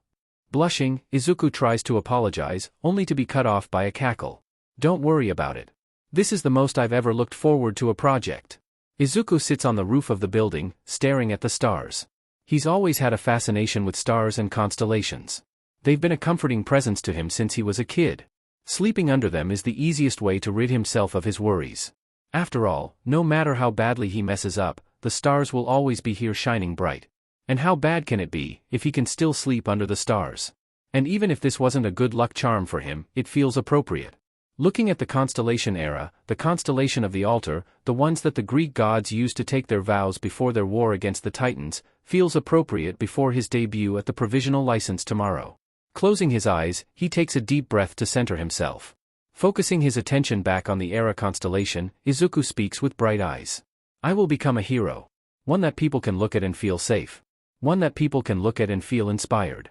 One that people can look at and feel hope. I pledge this with all my strength and heart. No matter how many times I stumble, I will get back up. This I swear, with all that I am and all that I will become. This I swear, as the future symbol of hope. This I swear, as Hestia. Hello. I am Kadaira Saori, the HPSC representative here to administer the provisional license exam. Please head into the exam hall indicated on your entrance passes for your room number. Following the written test, there will be physical and written tests as well. Obviously, if you fail the written and physical tests, you will be disqualified and won't be eligible to take part in the practical exam. After that, everyone quickly makes their ways to the written tests. He was initially a bit nervous because people kept staring at him, the Kadaira-san included. Actually, it was Kadaira-san staring the most. But the longer he sits the tests, the more relaxed Izuku becomes. The written test isn't much harder than the UA entrance exam, and he aced that. The physical test that happened after that was just a joke. Lifting a few weights and running a bit to prove that he's in good health was a breeze after the training All Might put him through.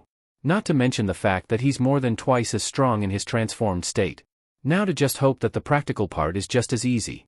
Welcome back, applicants. The practical portion of the exam is a team-oriented defense. You have all been assigned teams based on your schools. Each team will need to protect their assigned base. Inside each base is a table with a briefcase on it. If you lose the briefcase, you are eliminated. If your base is destroyed, you are eliminated. If you are knocked out, tied up and kept prisoner in another team's base at the end of the exam, you are eliminated. The exam ends when there is only 20 of you left, Kadaira-san says. Well, guess he jinxed himself. Though he does wonder. Is the fact that he's going to be running this exercise solo an oversight by the exam committee, or are they being harsher on him for being All Might's apprentice? Shrugging it off as inconsequential, he follows the stream of examinees, eyes scanning the horizon as they approach the arena. The large gate ahead opens into the arena, and the vast expanse comes into view.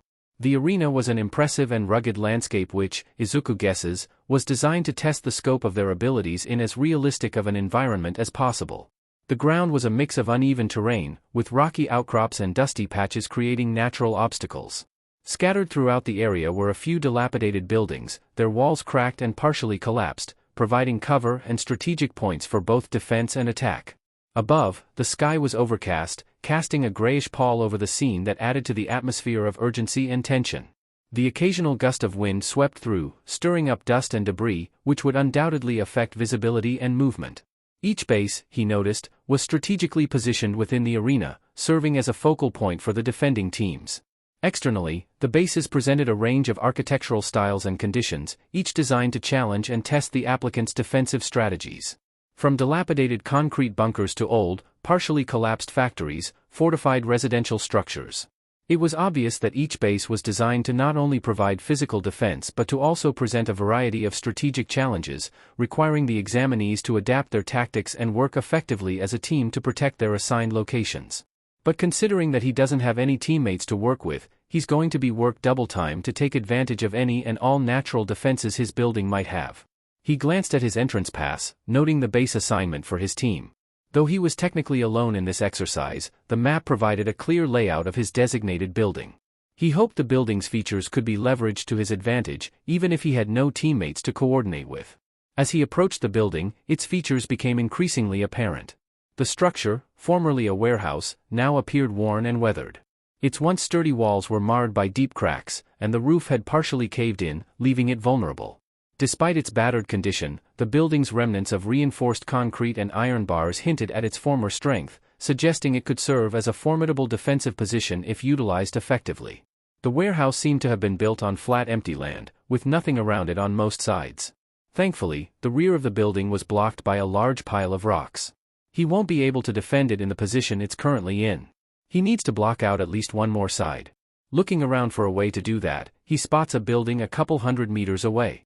As he stares at, he feels his mouth stretching into a grin, an idea forming in his head.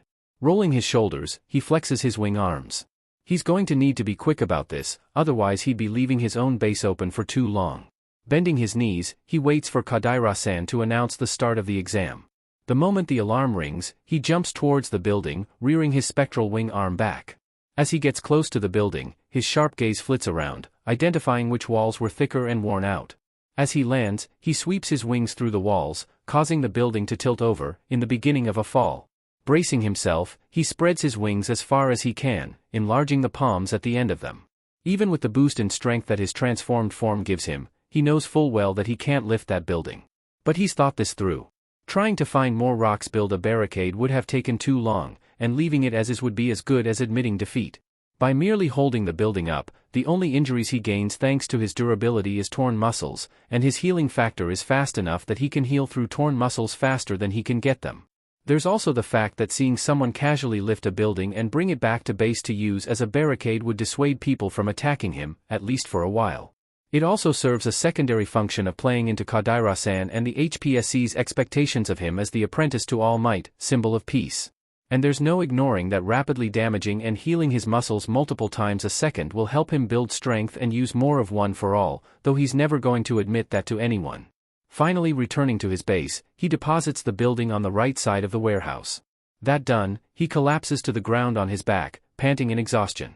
Just as he was getting some rest, he heard footsteps on gravel in the distance, getting louder and louder by the second. Groaning in annoyance, he gets up, coming face to face with a team of 4. A tall, dark-haired guy with his teeth bared and palms stretched, a girl with spiky blonde hair and sharp features holding a rock between her hands, a girl with a bow in her hand and quivers on her back and hip, and a guy that's covered in rocks like he's wearing armor. So a fire quirk user with a temper, an electric quirk user with a penchant for using her quirk like a railgun, projectile trajectory manipulation quirk user and an earth quirk user who prefers to get up close and personal. Stretching out the KNKS in his muscles, he stretches and embodies his projection quirk, materializing his wings. Why don't you just give up and let us destroy the objective, and we don't have to fight? You don't seem to have a team after all, Bow Girl says. Izuku chuckles before turning to them with bared teeth. Thanks for the advice. But may I give some of my own? Worry about yourself first. Izuku lunges forward. His left wing arm catches Rocky's face. He lifts him up and throws him onto Railgun before she can fire. Pyro's fireball sizzle past him, ignored. He swings his fist into Bow Girl's solar plexus, knocking her out. The heat of Pyro's fireball singes his wings, but he walks toward a now recovering Rocky and swings his leg at the nape of his neck. Railgun is already down, knocked out by Rocky's impact. Finally turning his attention towards a now panicking Pyro, he stretches his wing through one of the fireballs, grabs his head, and slams him into the ground. Looking at his downed opponents, he sighs in disappointment. And to think he hoped they'd give a tough enough fight that he'd need to bring out the support weapon Melissa made him. He softly touches the hot red ring on his finger, and sighs. Maybe another time. One of these days, Izuku is going to figure out how to go back in time for the sole reason of smacking himself before he says something stupid and jinxes himself. Disappointed at a lack of a fight, he said. Too easy of a test, he said.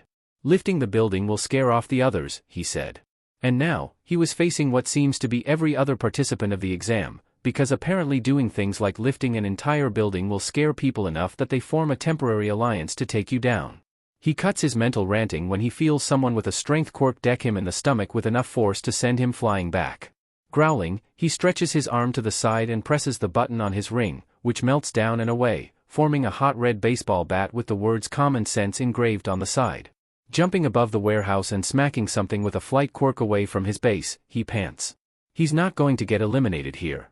He is Hestia, the future symbol of hope, the successor to the symbol of peace. Like hell will he let this be the place he falls. Yoichi, I need some help. You up for it?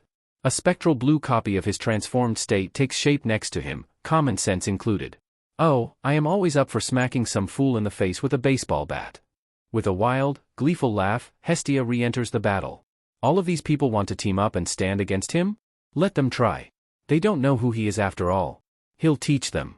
He'll make it clear to everyone that to fight against Hestia is futile, because no matter how many times you knock him down, he'll get back up, until it's them on the floor.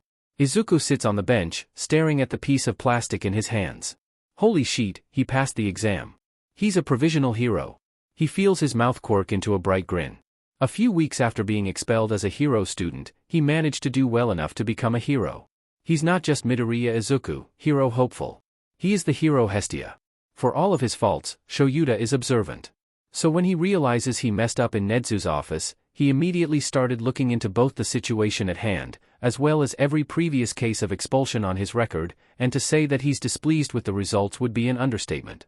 Looking at the data in front of him, detached from the situation as he is, he can see a concerning pattern.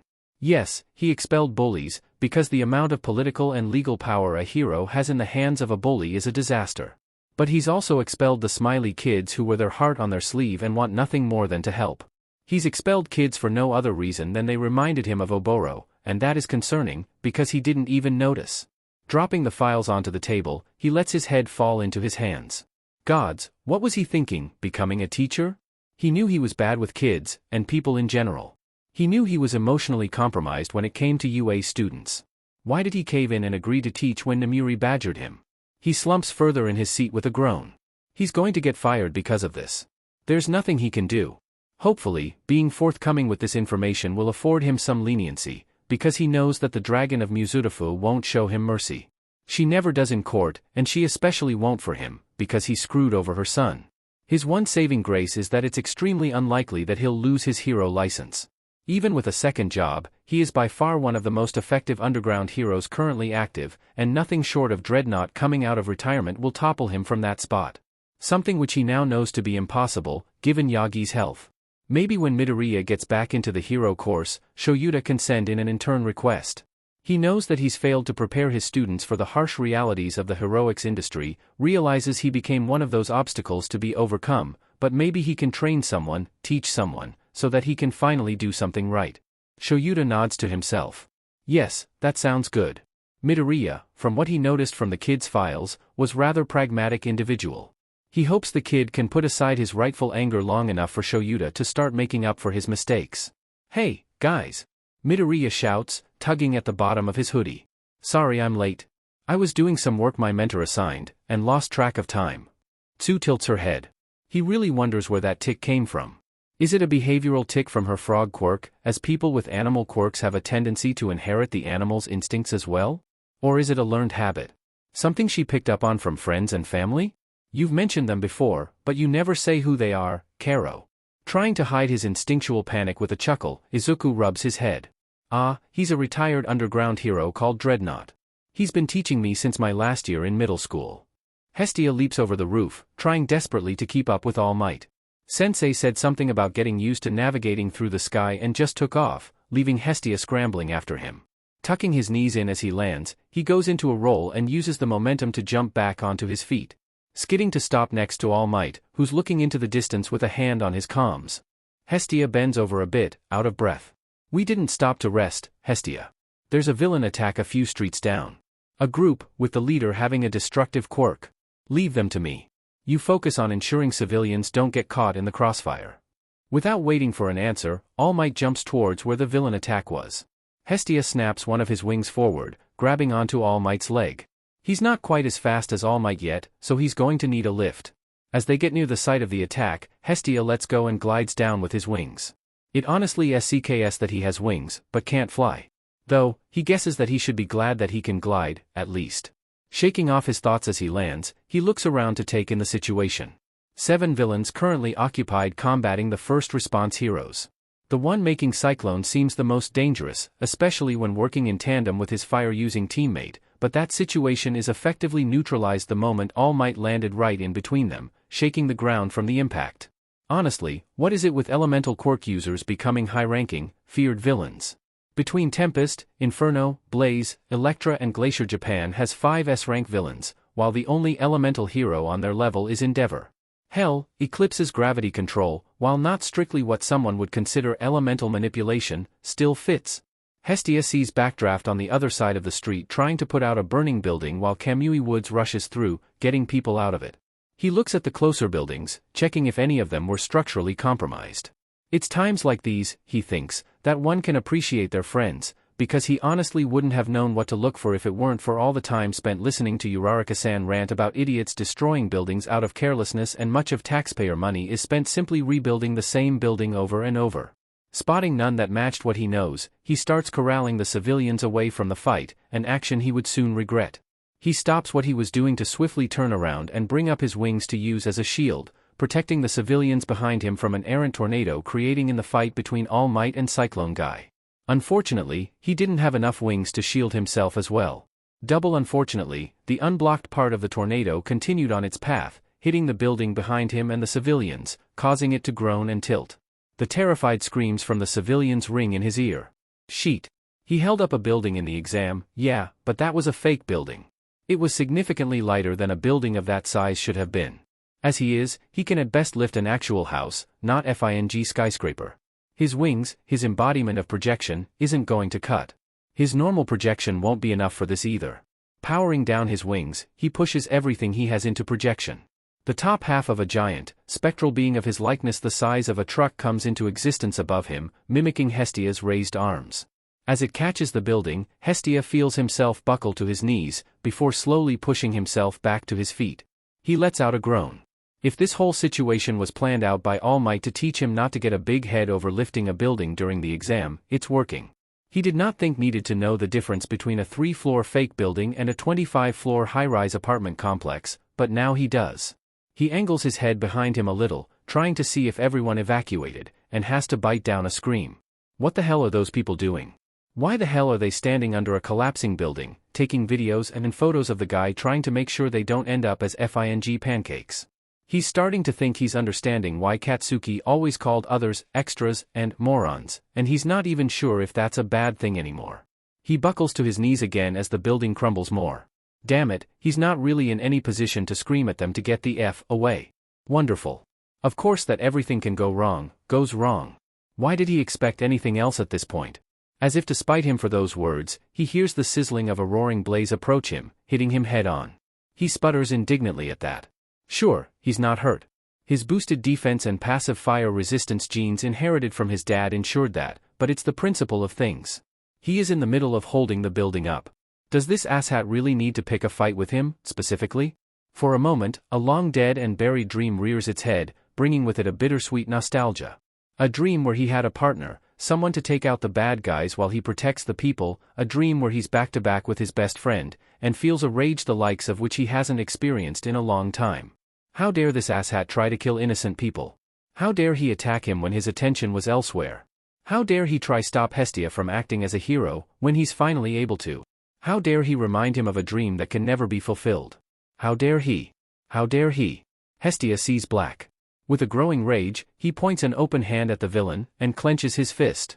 Toshinori hates having to fight people with powerful elemental quirks. Most of his effort needs to be on containing collateral damage, rather than defeating the villain. Taking advantage of a lull in the fight, Toshinori glances towards where young Izuku to see how he's doing. This is the first time he's an active participant in a villain fight, and Toshinori's not sure how much longer he can hold that building up and does a double take. Young Izuku is kneeling on the ground, with one hand above him and one in front and at a villain that slipped past him. His fingers sharpened and grew further, as have his teeth. He can see his eyes have slitted, and can hear the dull growl rumble through his chest as he squeezes the hand in front of him into a fist. Black chains, as if made of the very shadows itself, coalesce around the villain, binding him in place. Symbols and letters that he can't make out from here appear on the chains, looking as to be written out of light, looking as if the stars themselves have lent their aid in binding the villain. Similar chains start covering the falling building at around the same time, keeping it too, bound in place. He sees his apprentice get up then, and stalk towards where the rest of the villains were, a wide, sharp grin on his face.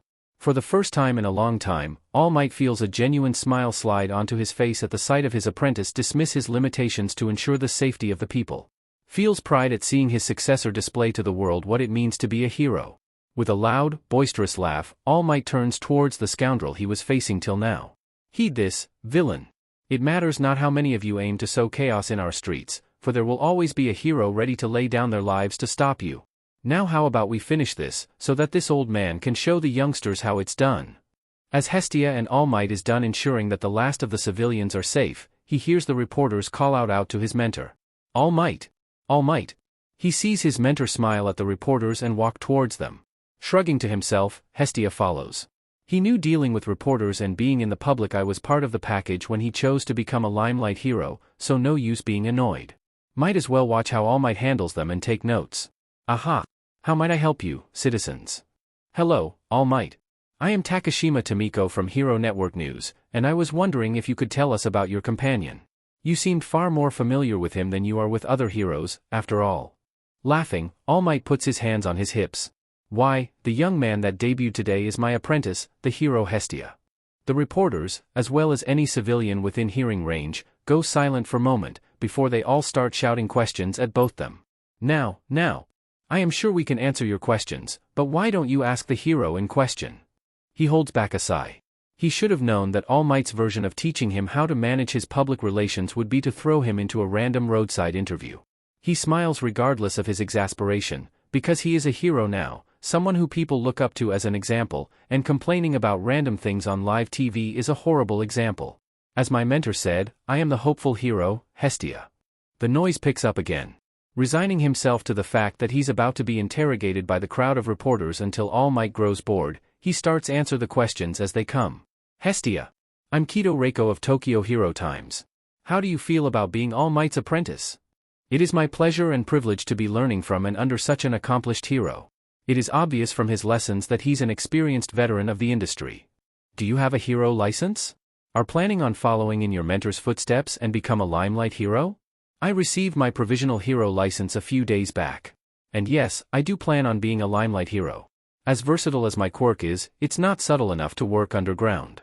There, hopefully that should stop anyone from connecting the hero Hestia with some random undergrounder with a vaguely similar quirk. How do you feel about receiving your hero license? Out of all the questions, that one stands out to him. It is a question that he needs to legitimately think about. What's your name, sir? Matsuno Masa, of Japan Hero Broadcast. Well, Matsuno-san, it was a mixture of elated joy and disappointment. That seemed to have stopped them all in their tracks. He suppresses the urge to grin. Just because he finds their confusion hilarious, doesn't mean he should let them know. I was quirkless until a few months ago, you see.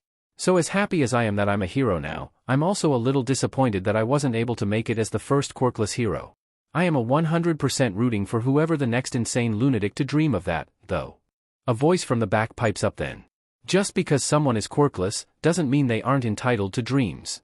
Why do you hate a quarter of our population? Is it a result of some childhood trauma? Izuku stares in pure, unadulterated awe at the audacity of this speech. Did you miss the part where I said I was quirkless so recently, that I'm still a little disoriented at having a quirk? Honestly, though lady, anyone who dares to have dreams and ambitions while being quirkless is insane. That sort of sheet is what would get you bullied, beaten, and killed in our society. Honestly, the biggest obstacle and threat for a quirkless hero isn't the fighting criminals and villains thing, but rather having to live among bloodthirsty assholes who'd kill them for existing. On that note, PSA to everyone who is quirkless. Turning himself so he's facing as many of the cameras as possible, he starts his PSA to those that are like he was. Midoriya Izuku didn't have anyone to idolize and relate to, growing up. All the information he knows, he's had to learn through experience. He doesn't want other quirkless kids to go through the same thing, so if by speaking up now, he can save them some pain, he'd gladly do so. Even if it might lose him some points with the general public and the HPSC for criticizing them. The changes in the laws since the advent of quirks is weird. The only crimes a quirkless person is legally capable of committing is loitering, tax evasion, and resisting arrest. Every other crime has some allusion to quirks in the legal definitions for some reason. This means that if anyone ever gives y'all shit for anything, just stab them. You legally cannot be charged with anything. I would know. The way I got rid of my bullies was by beating up a couple dozen of them with a wooden plank. They've been unable to charge me with anything. Though keep in mind that the laws protecting you are also extremely limited. Your saving grace, of course, being the Quirkless Protection Act, a piece of legislation introduced when quirks were still in the minority, and the government wanted to protect the quirkless citizens, which was most of them. Also, if you're a student, the head of the Department of Education will be your personal hero. She has a teenage quirkless son, and so takes all allegations regarding quirkless discrimination seriously. Please stay safe and remember to stab a beach if they bully you. This is the end of today's life lesson with Hestia. Thank you for watching. Izuku buries his head into his arms, determined to never get up from here. He didn't think he'd ever think this, but what he wouldn't do for Katsuki to show up and cause a scene right now. He and his friends were just hanging out, talking, when the topic of heroes came up. Which was fine. Good, even, because it's a topic he knows. But then, Kirishima decided to bring up the new manly debut of Hestia, and how manly it was for him to hold that building up. And it was all Izuku could do to not burn up with how embarrassed he was. And then, seeing his blush, Uraraka and Tsu decided to jump in and talk about Hestia more, even if they have no clue why he's embarrassed. Gods, he hopes they don't think he has a celebrity crush on himself. That would be so much worse than if they knew he was Hestia. Hearing a cacophony of cackling in his head only makes him more embarrassed. Shut the F up, you lot. He hisses at the vestiges. A cloaked figure crouches on building, looking at the buildings he and his people were in just now. Command. Installation of explosives at Site Gamma is affirmative. And with that, the entire street goes up in flames. All for One listened to the interview with a growing sense of unease, a wide grin spreading across his face that didn't quite reach his eyes as the new one for all holder, Hestia, made his debut. What began as a simple introduction quickly turned into a strategic masterclass, and while All for One couldn't help but chuckle, there was a tension in his voice that betrayed his concern. "Oh, this is marvelous," he murmured, leaning back in his chair, fingers steepled in front of him. "What a devious little hero you are." He replayed the scene in his mind, analyzing every move with a growing sense of apprehension. With his opening gambit, Hestia had done more than just introduce himself. He had put the Hero Public Safety Commission in the public's crosshairs, drawing attention to the flaws in the quirks-based legal system and criticizing society's treatment of the quirkless. It was a bold move, one that destabilized an organization critical to maintaining the Hero Society's status quo. He's thrown a wrench into their works, hasn't he? All for One chuckled again, but the sound was hollow. Making them the target of public scrutiny, how clever. But it didn't stop there. Hestia had baited both anti-quirk and anti-quirkless groups, stoking the fires of their outrage. All for One could already foresee the chaos that would follow, the extremist groups taking the bait and revealing themselves. It was a brilliant strategy, yet it made his chest tighten with an unfamiliar sense of dread. "He's drawing them out, making them expose themselves," All for One said, his admiration tinged with something darker, something more anxious. What a fine way to clear the board of some nuisances. And then there was Hestia's message to the quirkless. A mix of truth and strategic misinformation, it was crafted perfectly for a population conditioned to distrust and second-guess everything. The quirkless would feel empowered by his words, while the rest of the population would be forced to confront the harsh reality of their prejudices. It was a psychological blow that would leave lasting scars, one that All for One knew would echo far beyond the immediate future. "Ah, the quirkless will latch onto this, won't they?" All for One mused, though his voice was quieter now, the confidence wavering. "And the rest, they'll start to fear the consequences of their actions." He's sowing doubt, fear, paranoia. Brilliant, yes, but The true slide of genius, however, and the source of All for One's deepest unease, lay in how Hestia's words would cripple criminal operations across the country. All for One's own network, already strained, would face new challenges as people became more cautious, more fearful. The sudden surge of terrorist activity, baited into action by Hestia's remarks, would further complicate matters as they encroached on meticulously controlled territories. How troublesome, All for One said with a rueful smile that didn't quite hide the anxiety creeping into his mind. But oh, how exciting it is to have such a worthy opponent. Yet beneath the thrill of this new game, there was a shadow of fear, one that All for One couldn't shake. Hestia's cunning, his imposing presence, his versatile quirk, these were not just signs of a powerful hero. They were traits eerily reminiscent of the third user of One for All, the one with adaptive embodiment. The memory of that quirk, of how the third had pushed him to the brink, gnawed at All for One's confidence. And then there was the eighth, who had managed to cripple him.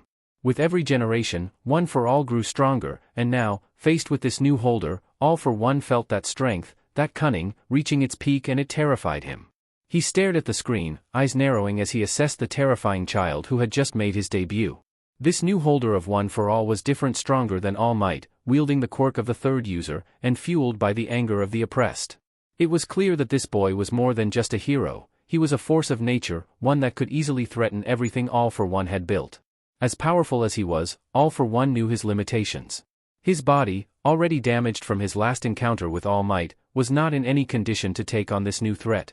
If he wasn't sure he could defeat All Might in his current state, how could he hope to stand against this tiny abomination? No, this was not a battle he could afford to fight personally. Tamura was out of the question. He was meant to be All for One's new vessel, the successor to his legacy. Sacrificing him now would be reckless. What he needed was a new villain. Someone capable of going toe-to-toe with this ninth user, yet disposable enough that their loss wouldn't be missed. They had to be smart, too cunning enough to challenge the ninth and avoid capture. As the plan began to take shape in his mind, All for One allowed himself a small smile. This new opponent would require careful planning and precise execution, but he would create the perfect adversary for Hestia, someone strong enough to keep him occupied, yet ultimately expendable. "Let's see how you handle this, little hero," he whispered to himself, already envisioning the chaos that would unfold. Sipping his can of lemon soda, Izuku turns the corner, running into someone he very much didn't want to. He and Katsuki stared at each other, various emotions passing through them. It sees Izuku to hell and back that even though it's been so long since they've been friends, Izuku can still read the emotions from Katsuki's expression alone. Regret, anger, disbelief. The silence, as usual, is broken by Katsuki. But unlike usual, he doesn't explode. Rather, he speaks in a calm and controlled manner. Enough so that Izuku can instantly tell that it's forced. "You're Hestia." Izuku sputters, trying to deny it, before realizing that Katsuki's already made up his mind on this, and won't be swayed. Leaning back on the wall, he groans with his face in his hands. Ugh. What gave it away? TCH, Katsuki simply looks away, refusing to look Izuku in the eye. Just as Izuku thinks that the conversation's over, Katsuki speaks up. "Recognized your shitty but speech patterns. Also, the only person I've ever seen be that FING ruthless was Auntie. Thought I was delirious from overworking or something. Only confirmed it myself when I saw you just now." Is he FING serious? He recognized Izuku's speech patterns? Wait, what do you mean you confirmed it when you saw me? Snarling at him, Katsuki snaps out a reply. "'Cause you're not wearing any of his merch, shithead. If Hestia was anyone other than you would be decked out in the merch by now. Handmade, if you had to. Especially considering it's All Might's FING apprentice." The explosions that had been bizarrely missing till now make an appearance as Katsuki grabs the front of Izuku's shirt and shoves him harder into the wall. "Thought that just because you have a quirk now, that you're hot sheet? You think you can beat me? That you can beat me? That you're better than me? Well, think again, you shitty nerd. Hobo-sensei might have stopped me from kicking your butt by expelling you, but next time we fight, you won't be walking away from it." Izuku snaps. Grabbing hold of Katsuki's hands and wrenching them away from him, he punches his ex-best friend in the face. "You FING a-hole. I'm never good enough for you, am I? When I'm quirkless, I'm a useless Deku. Now that I have a quirk, I'm just some wannabe who thinks he's better than you? Contrary to your belief, Katsuki, you aren't the center of my universe. You may have been, once, but not anymore. When I became a hero, it had nothing to do with one-upping you, and everything to do with the fact that I wanted to be someone that could save people with a smile." Staring at Katsuki, who's still on the ground due to shock, Izuku continues. "You haven't really crossed my mind of late, Katsuki. considering I was a bit too busy living out my dream. In fact, the only time I ever thought of you was when I was reminded that our promise can never be fulfilled, because you broke it. I will never have a partner that I can trust and rely on to watch my back. We'll never have a partner that focuses on taking down the villain while I rescue civilians. I can never be a part of a duo with Dynamite because you took our promise, and you ground it under your heel. Unless you have something important to say, leave me the F alone. Scoffing, Izuku turns around and starts walking, eager to put distance. Both between himself and Katsuki, as well as himself and the situation. His plans of locking this whole interaction deep in his mind are shut down when he hears an explosion behind him, causing him to duck. Twirling around in a combat stance, black whip arching off his hands and shoulders, Izuku stares down Katsuki. You FING piece of shit. What do you mean I broke our promise? You were the one who broke it, asshat? What by being quirkless? Izuku snaps out sarcastically, though he still keeps black whip out. Best to be safe when dealing with Katsuki. No. By being weak. You were FING weak, and you didn't do anything about it. You let our dream die. I didn't have anything to FING do with it. Izuku takes a deep breath, trying to calm down both himself and Black Whip. When would I have done that, genius? When I was being beat up. When I was being held down and had words carved into my flesh.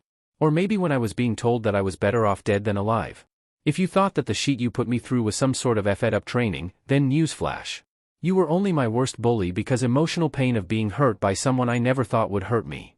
Scoffing, Izuku runs a hand through his hair, trying and failing to stop the tears from flowing. You were a hero, you know? You were my hero.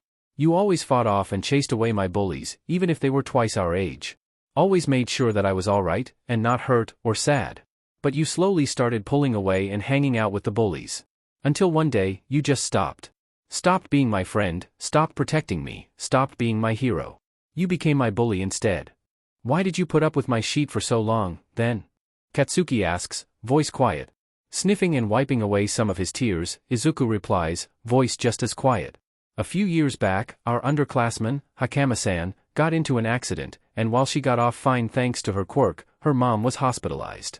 To cheer her up, you anonymously left cake and flowers in her locker. And in our last year of primary school, you woke up early to leave me boxes of my favorite food outside my door, because you knew that my mom was too busy to make stuff that year. Or even more recently, the day after you told me to take a swan dive, you threatened the teachers and students into leaving me alone, and ensured that the roof door was locked. Hell, all throughout primary and middle school, you always got off at my stop on the metro, even though your home is closer to the stop before, because you knew I was scared of riding the train on my own when we were kids. Izuku lets out a breath, and leans back. I guess I could always see traces of my best friend somewhere in there, regardless of how much of a bullying a-hole you were. They just stare at each other for a few minutes, before Katsuki breaks the silence once more. Auntie is going after UA and everyone in it for everything they have, isn't she? Dumbfounded at both the deduction and the change in topic, Izuku just nods. TCH. She doesn't FING need it, but tell her good luck. With that, Katsuki tucks his hands in his pockets and starts walking away. A couple of days after Hestia's first patrol, Toshinori sat across from young Izuku in the Midoriya household's living room, setting up his laptop and a few papers. Clearing his throat, he began the debrief. All right, young man. You've had your first patrol, as well as a few days to reflect. Let's hear your thoughts on how it went. Is this like a self-reflection exercise to identify and eliminate my weaknesses and mistakes? Toshinori nodded with a proud smile. Exactly. So, tell me, what did you do? Right? What went wrong? What could you have done before or during patrol to improve? He watched with fond exasperation as his successor brought a hand to his mouth, mumbling for a few moments, before looking up with a smile that warmed Toshinori's heart, much like Nana's smile once did. Well, it was difficult keeping up with you, so I either need to get faster or find an alternative. What I did before that large fight towards the end might be feasible, but holding onto your leg every time we move, especially during non-emergencies, would be risky. The injuries I could get falling from that height would leave me too injured to perform adequately for the rest of the patrol. Seeing his protege overlook something, Toshinori interjected. Not to mention the public image you'd gain by literally hanging off me. Young Izuku hummed noncommittally, staring at his routinely flexing palms. Yeah, that too, I suppose. Then there was my performance during the fight. Nominera Kaito's winds took me off guard with how strong they were, which was a mistake. Someone with an elemental quirk strong enough to keep you from blitzing them wasn't someone I should have underestimated. And when that fire villain attacked me, I was unable to do anything. If it weren't for me finally manifesting and embodying Black Whip, a lot of civilians would have died. Looking Toshinori in the eye, young Izuku finished his analysis. I severely lack any form of ranged options. My mobility, strength, and ranged abilities were things I thought I could wait on, assuming more access to one for all would fix them. But I'm a hero now, not later. I need to address these issues immediately. With a guffaw, Toshinori ruffled his protégé's hair. Keep that up, and soon I'll be out of a job as your mentor. He stifled a sigh at the young man's spluttering apologies but couldn't hold back a smile. He really did pick well with this one, didn't he? Now, there's one last thing we need to discuss: your interaction with the press. Young Izuku snapped to attention, the aborted yawn turning into a cough.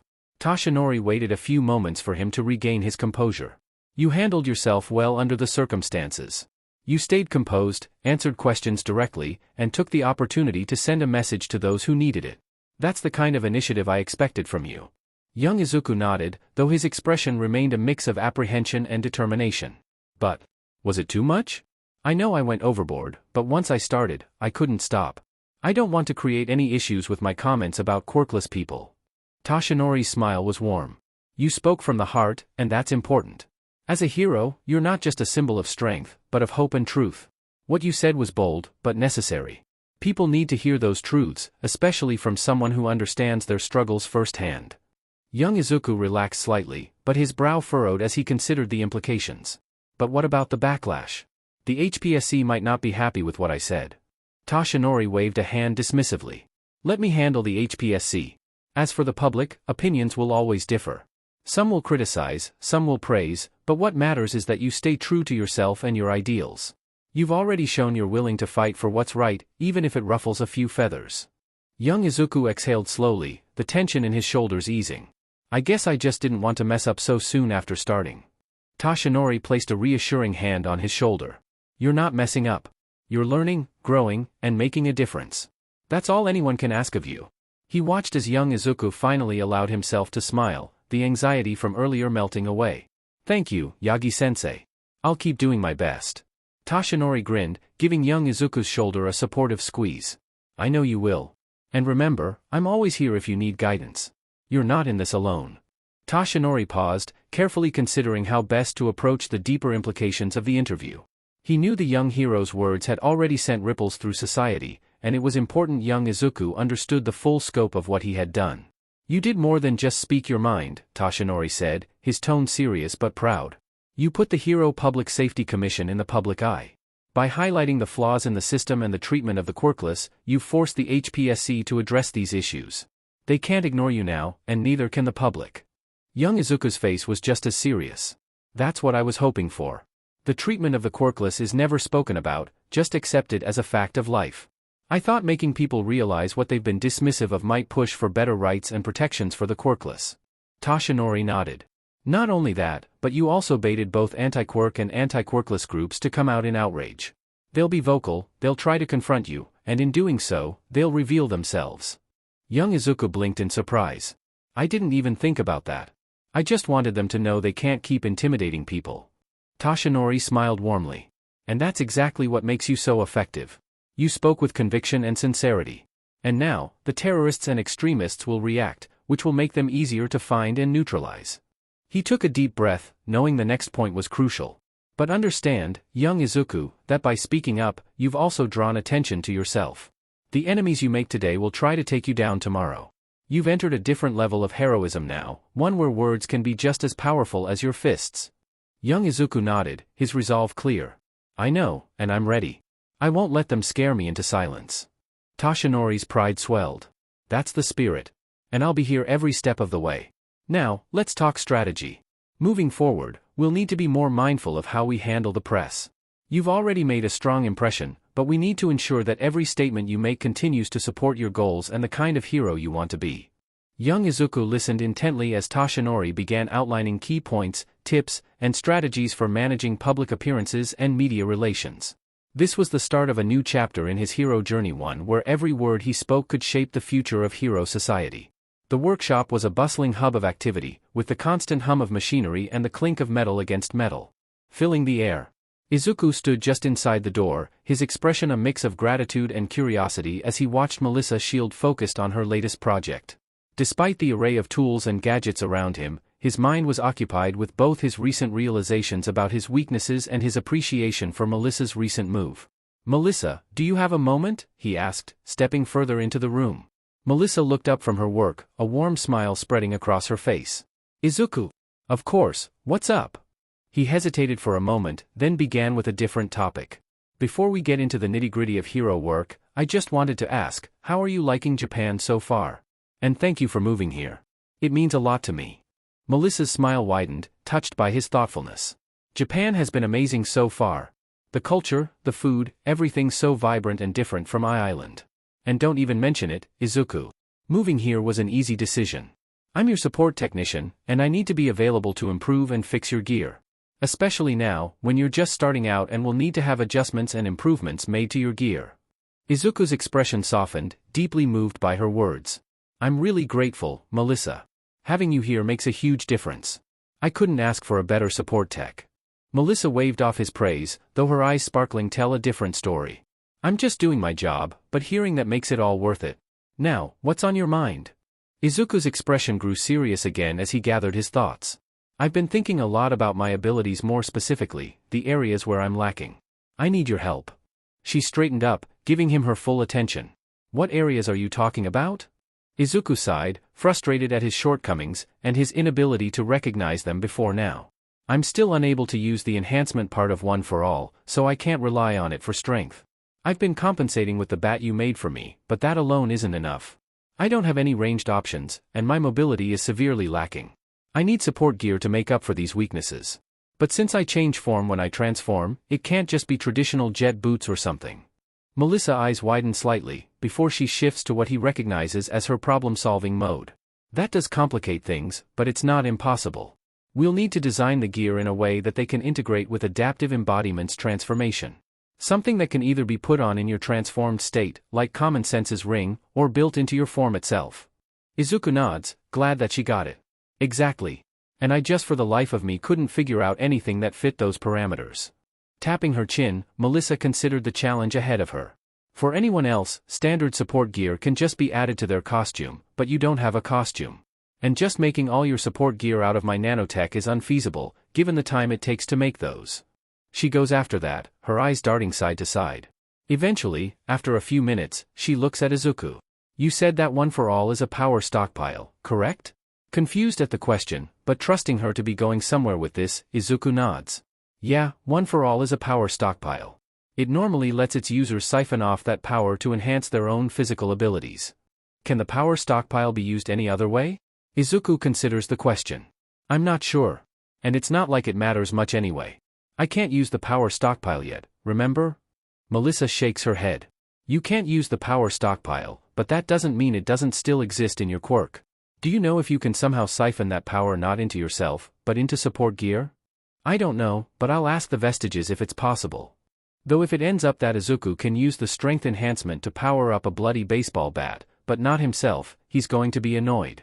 Before Yagi-sensei left, he turned around with a serious look on his face. "Young Izuku, while I am proud of what you have said and done, it was risky." Izuku defiantly stares down his mentor. He knows what he did was risky, but it was something he thought through. Was something he felt needed to be done. And he says as much to his teacher. "I thought it through, sensei. And I wasn't entirely truthful with what I said. While assaulting someone without a quirk is on the same level as causing a public disturbance, and perpetrators are let off with just a fine, the moment it crosses into murder, quirk usage and quirk status are legally irrelevant. That's if the cops, heroes or jury can seriously consider a quirkless person capable enough to do so, of course. But as long as people are just following my advice of beating up people picking on them, they shouldn't run into any legal issues. I know that you weren't entirely truthful and twisted the truth, but next time, try not to encourage a part of the population to go full purge, alright? If you find any such legal loopholes in the law exempting a portion of the population from the law, then you go to the Department of Justice and inform the Solicitor General." Izuku sheepishly rubs his head. Yeah, he can see what might have been the perceived issue with what he said, and next time, he'll be more careful about pointing out such loopholes in the future. Especially if it's actually true, and not a partial lie like now. The usually imposing room felt unusually small, its walls seeming to close in on the assembled leaders of the Hero Public Safety Commission. The atmosphere was heavy, oppressive, as if the air itself had thickened with the weight of what they had just witnessed. Hestia's words echoed in their minds, each phrase a needle prick to their carefully cultivated control. The president sat at the head of the table, her hands gripping the armrests of her chair more tightly than she realized. Her usual calm demeanor was fraying at the edges, betraying the unease she felt. Around the table, the other members exchanged glances, their usual confidence shaken. This cannot stand, one of the senior members finally said, his voice uncharacteristically shaky. He's dangerous. He didn't just criticize the laws, he criticized us, the commission. He's made us a target. Another member, usually composed, ran a hand through his hair, his fingers trembling slightly. He's connected to All Might. We can't just get rid of him. The fallout, it could be catastrophic. And yet, another voice interjected, filled with a barely concealed panic, can we afford not to? He's put us under the microscope. If he continues, the public could start questioning everything we've done, everything we stand for. We could lose control. The president's gaze swept across the room, noting the fear in their eyes. This wasn't how things were supposed to be. For decades, they had operated with impunity, their authority unquestioned. Now, a single hero, a boy, really had shaken that foundation with a few carefully chosen words. We have Hawks, one of the members said, almost desperately, as if clinging to a lifeline. He could handle it. Quietly. Before this spirals any further. A tense silence followed, each person in the room weighing the implications. Hawks was their most valuable asset, a tool they had shaped and sharpened for moments just like this. But using him meant risking everything, losing Hawks, losing their grip on the situation, losing the delicate balance they had maintained for so long. The president's voice, when it came, was more strained than she intended. We can't afford to act hastily. Hestia is connected to All Might. If we move against him now, we risk exposing ourselves. But, her voice faltered for a moment, betraying her inner turmoil. But if he does this again, if he continues to challenge us, we may have no choice. The room seemed to shrink further, the walls pressing in as the gravity of the situation settled over them. The once unshakable commission was now facing a threat they hadn't anticipated, and the fear of what might come next was palpable. We'll watch him, the president continued, though the words felt hollow even as she spoke them. For now, we wait. But if he steps out of line again, if he targets us again, we'll do what we must. Even if it means losing Hawks. The decision was made, but the uncertainty lingered, a dark cloud that wouldn't dissipate. The members of the HPSC left the room one by one, their usual confidence replaced by a gnawing anxiety. For the first time in decades, they felt exposed, vulnerable, and it terrified them. The president remained seated long after the others had gone, staring at the door with a mixture of dread and determination. Hestia had forced their hand, and now they were on the brink, teetering between maintaining control and watching it slip away. Izuku, Kaminari, and Tsuyu were walking down a bustling street, the afternoon sun casting long shadows as the day began to wind down. The air was filled with the scent of street food, and the sounds of chatter and laughter echoed around them. Man, I'm glad we finally got to do this, Kaminari said, stretching his arms above his head. Feels like everyone's been so busy lately. Ribbit, it's nice to just relax for a bit, Tsuyu added, her hands tucked into the pockets of her jacket. I'm glad we could all make it today. Izuku smiled, nodding in agreement. Yeah, it's great to just hang out and not worry about anything for a while. I've been looking forward to this. The trio wandered through the various stalls, stopping occasionally to check out something that caught their eye. Kaminari excitedly pointed out a stand selling flashy, novelty electronics, and Tsuyu paused to admire a collection of cute frog-themed trinkets, her eyes lighting up at the sight. Hey, look at these! Kaminari called out, picking up a small gadget. This thing supposedly lets you charge your phone in just a few minutes. I wonder if it actually works. Izuku chuckled. You might be the best person to test that out, Kaminari.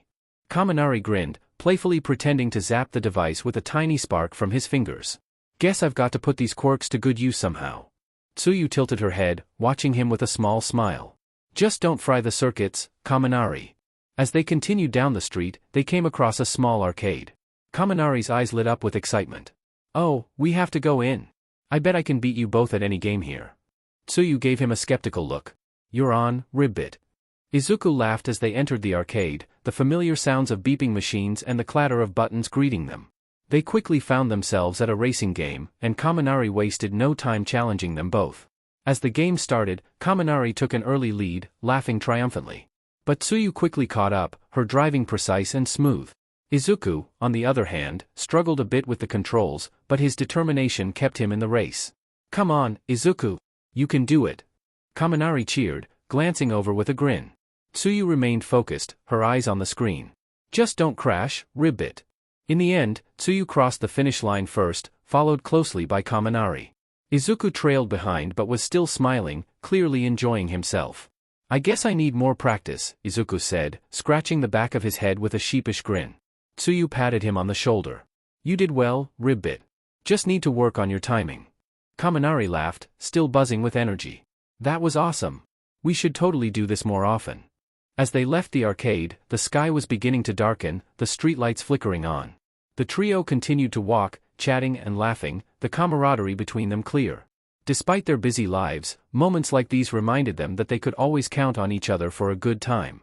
Redestro, the imposing leader of the MLA, stood at the center, his fists clenched so tightly that the veins in his arms bulged.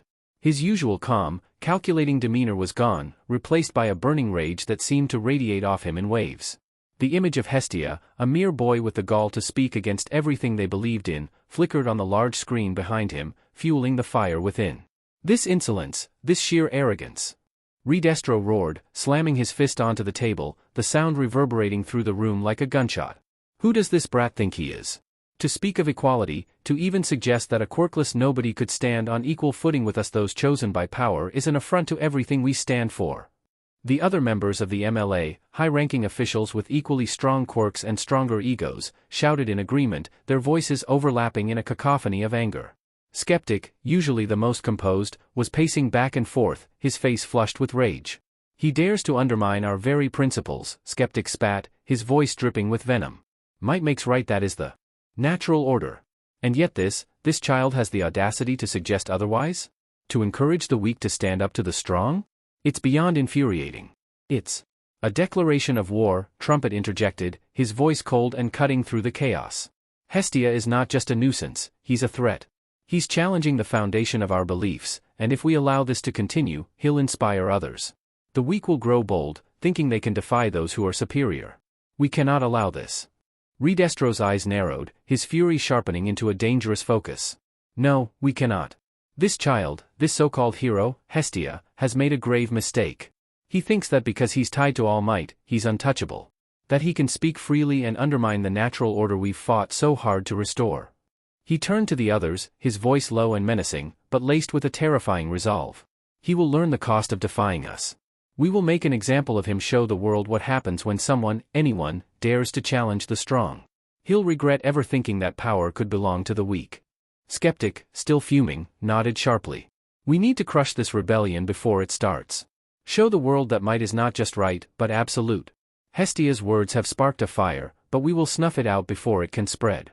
Before Redestro could respond, one of the younger members, Curious, who often saw potential in chaos, leaned forward, her eyes glinting with a different kind of intensity. But, perhaps we could turn this to our advantage, she suggested, her voice cutting through the fury like a blade. Hestia's words have stirred up unrest. The weaker members of society will be emboldened, confused, looking for direction. If we play our cards right, we could use this chaos to further our cause, draw in new followers, destabilize the current order even more. The chamber fell silent for a moment as the idea hung in the air. The anger was still there, simmering beneath the surface, but now it was laced with a new thread of possibility. Redestro's gaze sharpened as he considered her words. The fury in his eyes was still there, but now it was tempered with a cold, calculating glint. You're suggesting we let this chaos unfold, and then swoop in to mold it to our advantage? Curious nodded, a faint smile playing on her lips. Precisely. We crush Hestia, yes, but in the process, we seize the opportunity to grow stronger. Let the fools rally behind him, and when we bring him down, we'll be there to show them the true path. Redestro's anger didn't fade, but it morphed into something more dangerous: determination, laced with cunning. Very well. We'll use this chaos, but make no mistake, Hestia will pay for his defiance. And when he falls, the world will know the true power of the strong. The chamber, once filled with pure rage, was now humming with a new energy, a blend of anger and anticipation. Plans began to form, strategies to dismantle Hestia's influence while exploiting the chaos he had unleashed. Redestro, his fury now a cold, calculated fury, stared at the screen one last time. Hestia has challenged us, and he will pay the price, he vowed. But we will make sure to turn his defiance into our strength. By the time we're through with him, the world will remember why the strong rule and the weak obey. Izuku wakes up to see the black void he's come to associate with One for All. Getting up, he makes his way to the throne room area where the vestiges usually stay. The moment he spots them, he waves for Yoichi. Hey, Yoichi. I have a question. The power stockpile in One for All? Can it only be used to power a body enhancement, or can it be used as a power source for support gear? Yoichi tilts his in what seems to be consideration for a moment, before shrugging. No clue. Izuku slumps in disappointment. If Yoichi doesn't know, then there's little to no chance of the other vestiges knowing. Before he can delve too deep into whether or not this idea was a lost cause, Yoichi speaks up again. I do know someone that will know. Follow me. Confused, Izuku starts following him. Yoichi leads him to the past the light of the throne room, and the edge of the void. Cupping his hands over his mouth, Yoichi shouts, Hey, wake up. Little Ninth needs to speak with you. Nothing happens, and Izuku thinks that maybe Yoichi is just FING with him. Then he feels a chill run down his spine, a primal, instinctive feeling rushing through him. He hears the scraping of nails, of claws, on wood, on metal, on stone. Then he sees it. A blinding, white light. A void of white, as if someone took the shadowy black void of their surroundings and perfectly inverted it. Below the blinding anti-void, he sees 9 pairs of glowing eyes, with 8 of circling the largest one in the middle. The largest, glowing green eye, floating just above a mouth full of sharp teeth, the same blinding anti-void as before. The sight has him frozen in place, his instincts screaming, predator. It takes him a moment to realize exactly what it is he's seeing, and even after he does, he can't force down the feeling of danger. But instead of being afraid of what he sees in front of him, he's now grinning like a madman, a feral, twisted smile that matches what he sees in front of him. Izuku, Yoichi speaks up. Meet One for All. Looking between the two, Izuku stammers in shock and confusion. I thought the black void around us and the space we're in is One for All. Crossing his arms and leaning back on one foot, Yoichi makes a vague noise. It is. But One for All decided that they wanted a physical body as well at some point, so they made one for themselves. Izuku decides to just shrug it off. Quirks in general are bullshit, and it's commonly understood that trying to question them is an exercise in futility. And One for All is literally the oldest quirk in existence and also sentient. Trying to question how or why it works the way it works seems like a good way to drive himself insane. Cool, so, One for All? About the power stockpile. As Hestia's words echoed through the room, a hushed silence fell over the group. The message, though unexpected, resonated deeply with them. Here was a hero, someone with a quirk, yet speaking out in a way that aligned, however unintentionally, with their pro-quirkless ideology. It was an odd alignment of interests that stirred a mix of emotions within the room. Fleck-Turn's eyes narrowed as he studied the boy on the screen. Interesting, he murmured, his voice a quiet rumble. That drew the attention of everyone present. This Hestia, he speaks with a passion that could serve our cause well. One of the senior members, a man with a harsh demeanor and a visible quirk scars on his hands from a power he resented, leaned forward, his expression conflicted. But, he's one of them. A hero. How can we trust him? He might be saying what we want to hear, but his allegiance lies with the quirked. Fleck-Turn's gaze flicked to the man, a small, knowing smile tugging at the corners of his lips. True, he is a hero. And yes, he possesses a quirk. But listen to his words. He speaks of the suffering of the quirkless, of the oppression they face. He's putting the Hero Public Safety Commission on notice, questioning the very foundation of their system. Whether he realizes it or not, he's striking a blow against the very society that props up quirk supremacy. A woman with a cold, calculating demeanor, known for her unwavering loyalty to the cause, nodded slowly. He might not be one of us, but he's doing something we've been trying to achieve for years, drawing attention to the flaws in the quirk-dominated world. The public will hear him, and many of them will start to question the system. That's a victory in itself. Another member, younger and with a fiery passion for the cause, couldn't contain his enthusiasm. If we could sway him, or at least use his message to fuel our own propaganda. Imagine the impact. He's already a public figure. People listen to him. If we could channel that influence. Fleck-Turn raised a hand, silencing the room. Let's not get ahead of ourselves. Hestia's words are a double-edged sword. On the one hand, they challenge the system, but on the other, they come from a hero, a quirked hero. Our cause is pure, rooted in the belief that quirks are a disease, a blight on humanity. We must be careful not to lose sight of that. He paused, his expression thoughtful, before continuing.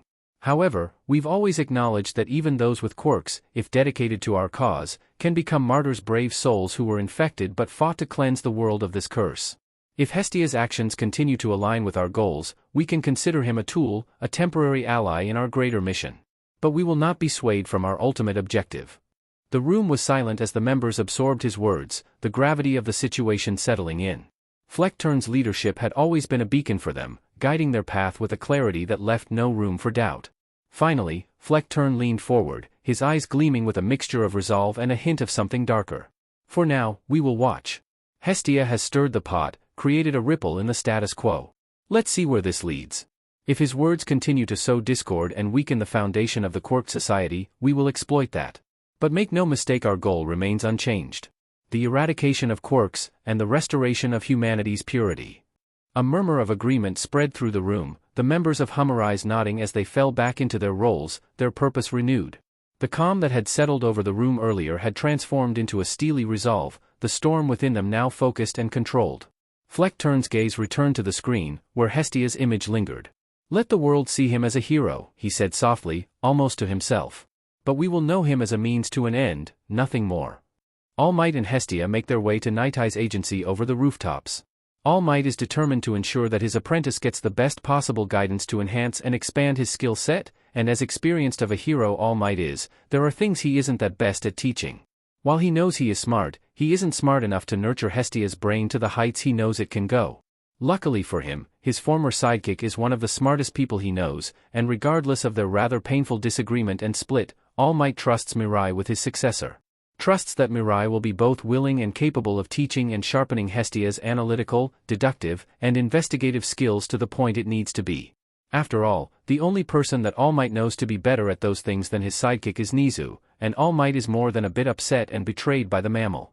He's pulled from his train of thought when his comm snaps to life. A hero's comms are used either by their agency to give directions to nearby crimes, or to report an emergency being broadcasted to the comms of every hero in the area.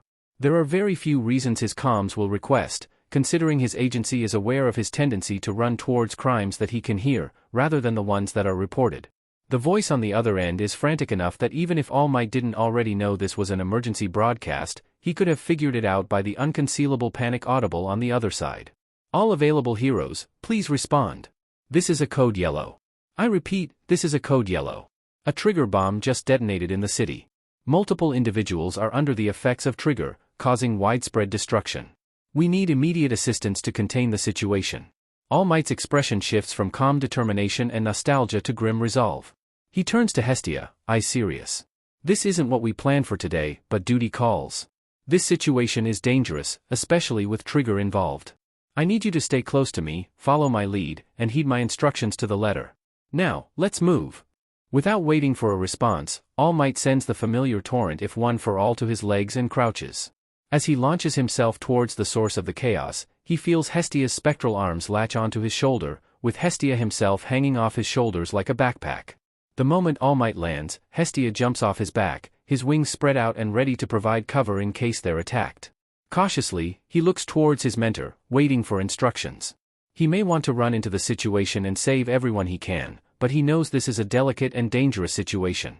Our priority is to neutralize and relocate the people affected by trigger, as well as rescue and evacuate anyone that is trapped under rubble or otherwise injured.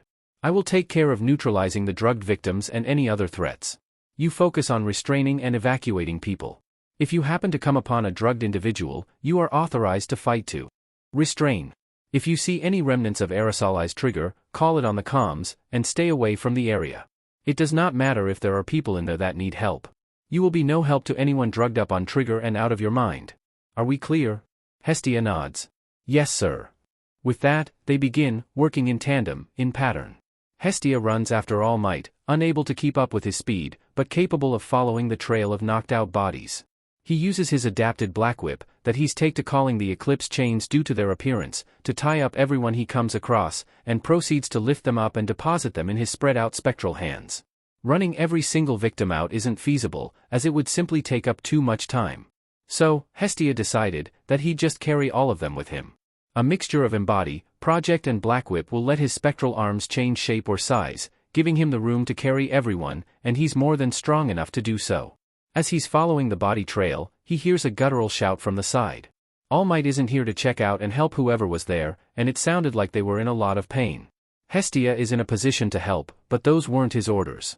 Deciding that he really wasn't going to debate with himself on whether or not he's going to do his FING job as a hero, Hestia turns on his heel and runs towards the exit where he knows there's a med station is. Before he can help whoever that was, he needs to help those that are currently with him. The thought causes him to speed up even further, something which he didn't think he couldn't do. Though, considering how his legs and lungs are screaming at him in pain, he figures that his body didn't know that either. Regardless, the moment he left the people he had with the heroes and emergency services on the edge of the disaster area, he bolts towards where the scream came from. Hestia isn't sure if he'd be able to live with himself if he fails to save one of the first people who needed him to. The same guttural scream as last time rings out, but now, it's filled with even more pain. Even from this far away, Hestia can feel the desperation in that shout. Swearing to himself, he stops and roots his feet firmly into the ground. Stretching his spectral arms into the distance to latch onto the top of 2 buildings, Hestia jumps, letting himself be slingshot in the direction he needs to go. Spreading his wings to glide and negate any damage from the fall, Hestia lands safely, rolling once to dispel the excess momentum. Looking around, he quickly assesses the situation. 2 individuals. First is female, late teens, blonde hair, glowing green eyes, and a sword in her hand pointed at the second individual. Heavily bleeding left arm and chest. Second was a male, tall and muscular. Fitted in a black, metallic costume. Spiky, black hair. Tips of fingers covered in blood. So the second person, likely with some kind of speed quirk, requiring the angular, metallic costume, attacked the first one. Likely by shoving his hands, fingers straight, into the girl's arms and chest while moving at high speeds. Now that he has a rough understanding of the situation, he takes a closer look at the 2 individuals to figure out if this was a case of a hero subduing a drugged victim, or if it was that of a villain taking advantage of the chaos to attack someone. And he realizes that he recognizes both people. The male was Tachibana Hideki, more commonly known as Torque. He's a well-known, A-rank villain, known to largely focus on mercenary work, and with a near-spotless record due to his quirk. But more than that, Hestia is surprised at recognizing the girl. Hakama Mariko, one of his old classmates from middle school. She was actually one of the few people that didn't join in on his bullying. In fact, she was quite nice to him. At least, compared to the rest of his classmates. He remembers her quirk, as it was one of the most interesting quirks he's ever heard of. Even to this day, with the knowledge regarding One for All, her quirk, Soul Summon, was one of the most unique and weirdest quirks he knows of. It lets her soul bond with one object, and it was bonded to her from then on. She could summon the object whenever she wants, wherever she wants. And as long as she lives, the bonded object cannot be damaged, let alone destroyed. But the thing that makes it stand out is the fact that whatever object she bonds with will need to be something that resonates with her soul, whatever that means. But he does remember her saying that the objects were passed along her family line since the dawn of quirks. So even if he wasn't able to recognize her, he would have recognized that sword. The fact that Torque, a known and pricey mercenary, is here fighting Hakama-san, tells him all he needs to know. It's unlikely someone of her age and connections to have set off someone to the point they hired a hitman. So the more likely option is that someone hired Torque to kidnap Hakama-san for her quirk. He feels anger bubble in him at that. Yoichi, the gun. He growls in his head. Under normal circumstances, he'd be geeking out and excited by how Melissa managed to sync up his support to run solely on his power stockpile, and nothing else, but he honestly doesn't have the time, nor is it a light-hearted enough situation for such actions. A dark silver revolver, with glowing blue the same color as the crisscrossing veins covering his body decorating the gun materializes in his hand in a show of blue and green fire. Pointing it at Torque, he PPS the gun, shoves as much energy as he possibly can, and fires. He doesn't care whether this is a case of standard human trafficking, part of a quirk marriage scheme, the plan of some rich a-hole to want a pet with a pretty quirk, or someone wanting new experiments, but he decides that all of those options are equally disgusting, and that all of them make Torque equally as deserving to get his butt kicked. The moment he fires an energy bolt at Torque's arm, he summons common sense, leaps towards him, and smacks him in his left knee, bending it backwards. Son of a beach. While Torque is swearing in pain, Hestia ties up Hakama-san with chains, just in case she's lost it because of Trigger, and moves her away from the villain. Pressing a finger to his comms, Hestia contacts his mentor. As much as he wants to take down this guy himself, the lives of the victims are a higher priority than his pride. Sensei, there's a hostile at my location. A-rank. Villain, Torque. Currently engaging to keep him away from his target. Understood. I am on my way to your location as soon as I am finished dealing the victims here. Do you require immediate backup? Even though his mentor can't see him, Hestia shakes his head, his eyes never leaving Torque. Negative. I've injured his arm and shattered his kneecap. For someone with a speed quirk, that is likely enough to render them a non-threat. I called this in case he has contingencies for such a situation. With a hum of acknowledgement, All Might cuts the link. Hestia, having never taken his eyes off of Torque, tenses up at that moment when twists his leg and snaps it back into a remotely correct place. You're Hestia, right? All Might's new sidekick? Well, sorry kid, but there's a pretty penny on her head, and I ain't missing out on this payday.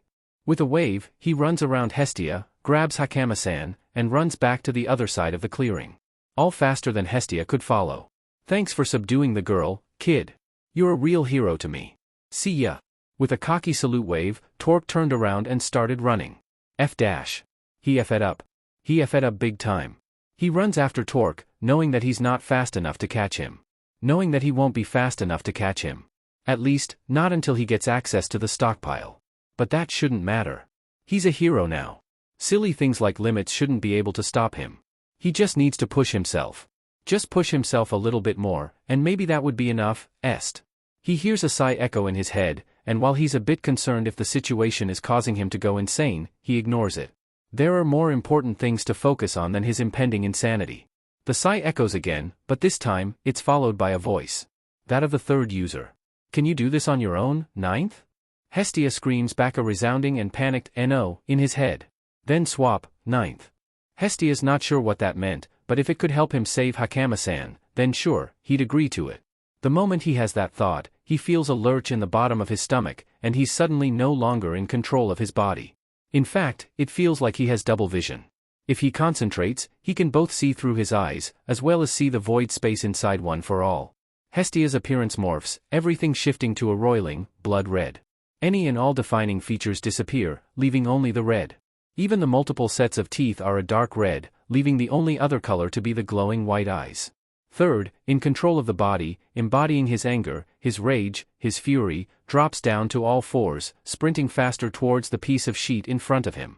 The piece of sheet whose blood he craves. He leaves holes and craters in the ground and building as he runs along them, tunnel vision focused solely on the carotid arteries, envisioning the blood flowing out of this vermin, leaving him dead and decaying, leaving him just as he deserves. As Third closes in on Torque all for one, his anger furage increases. This is the BSTRD that killed him. This is the BSTRD that killed his friends. His family. His allies. The BSTRD that killed all of his successors. He may have failed to rip the fucker's throat out with his teeth last time, but he'd been close. This time, he wouldn't fail. Third is going to kill. He howls in rage when he's interrupted, when he's pulled back, when he's no longer in control of the body, until suddenly Hestia stops shouting, ninth back in control of his body. His appearance morphs back to what it was, and he uses the moment to take a breather and figure out what the F happened. Deciding the easiest way would be to just ask, he does so. Hey, what the F happened? He hears Third groaning in pain and discomfort. Swapped control of the body. It can only be done temporarily, and takes a strain on both of us. That was me using my quirk to embody my anger, and is why I warned you to use caution. This time, Hestia groans in pain. And also a bit of annoyance. Deciding that trying to parse through that red-tinted, rage-filled memory was not worth the effort, and looks around to see if he succeeded. Thankfully, Torque is taken out and under him, and Hakama-san is unconscious a few feet away. Unfortunately, Torque is bleeding from a hole in his back, and is also missing his legs. Groaning again, Hestia collapsing forward, right onto Torque's unconscious, probably dying body.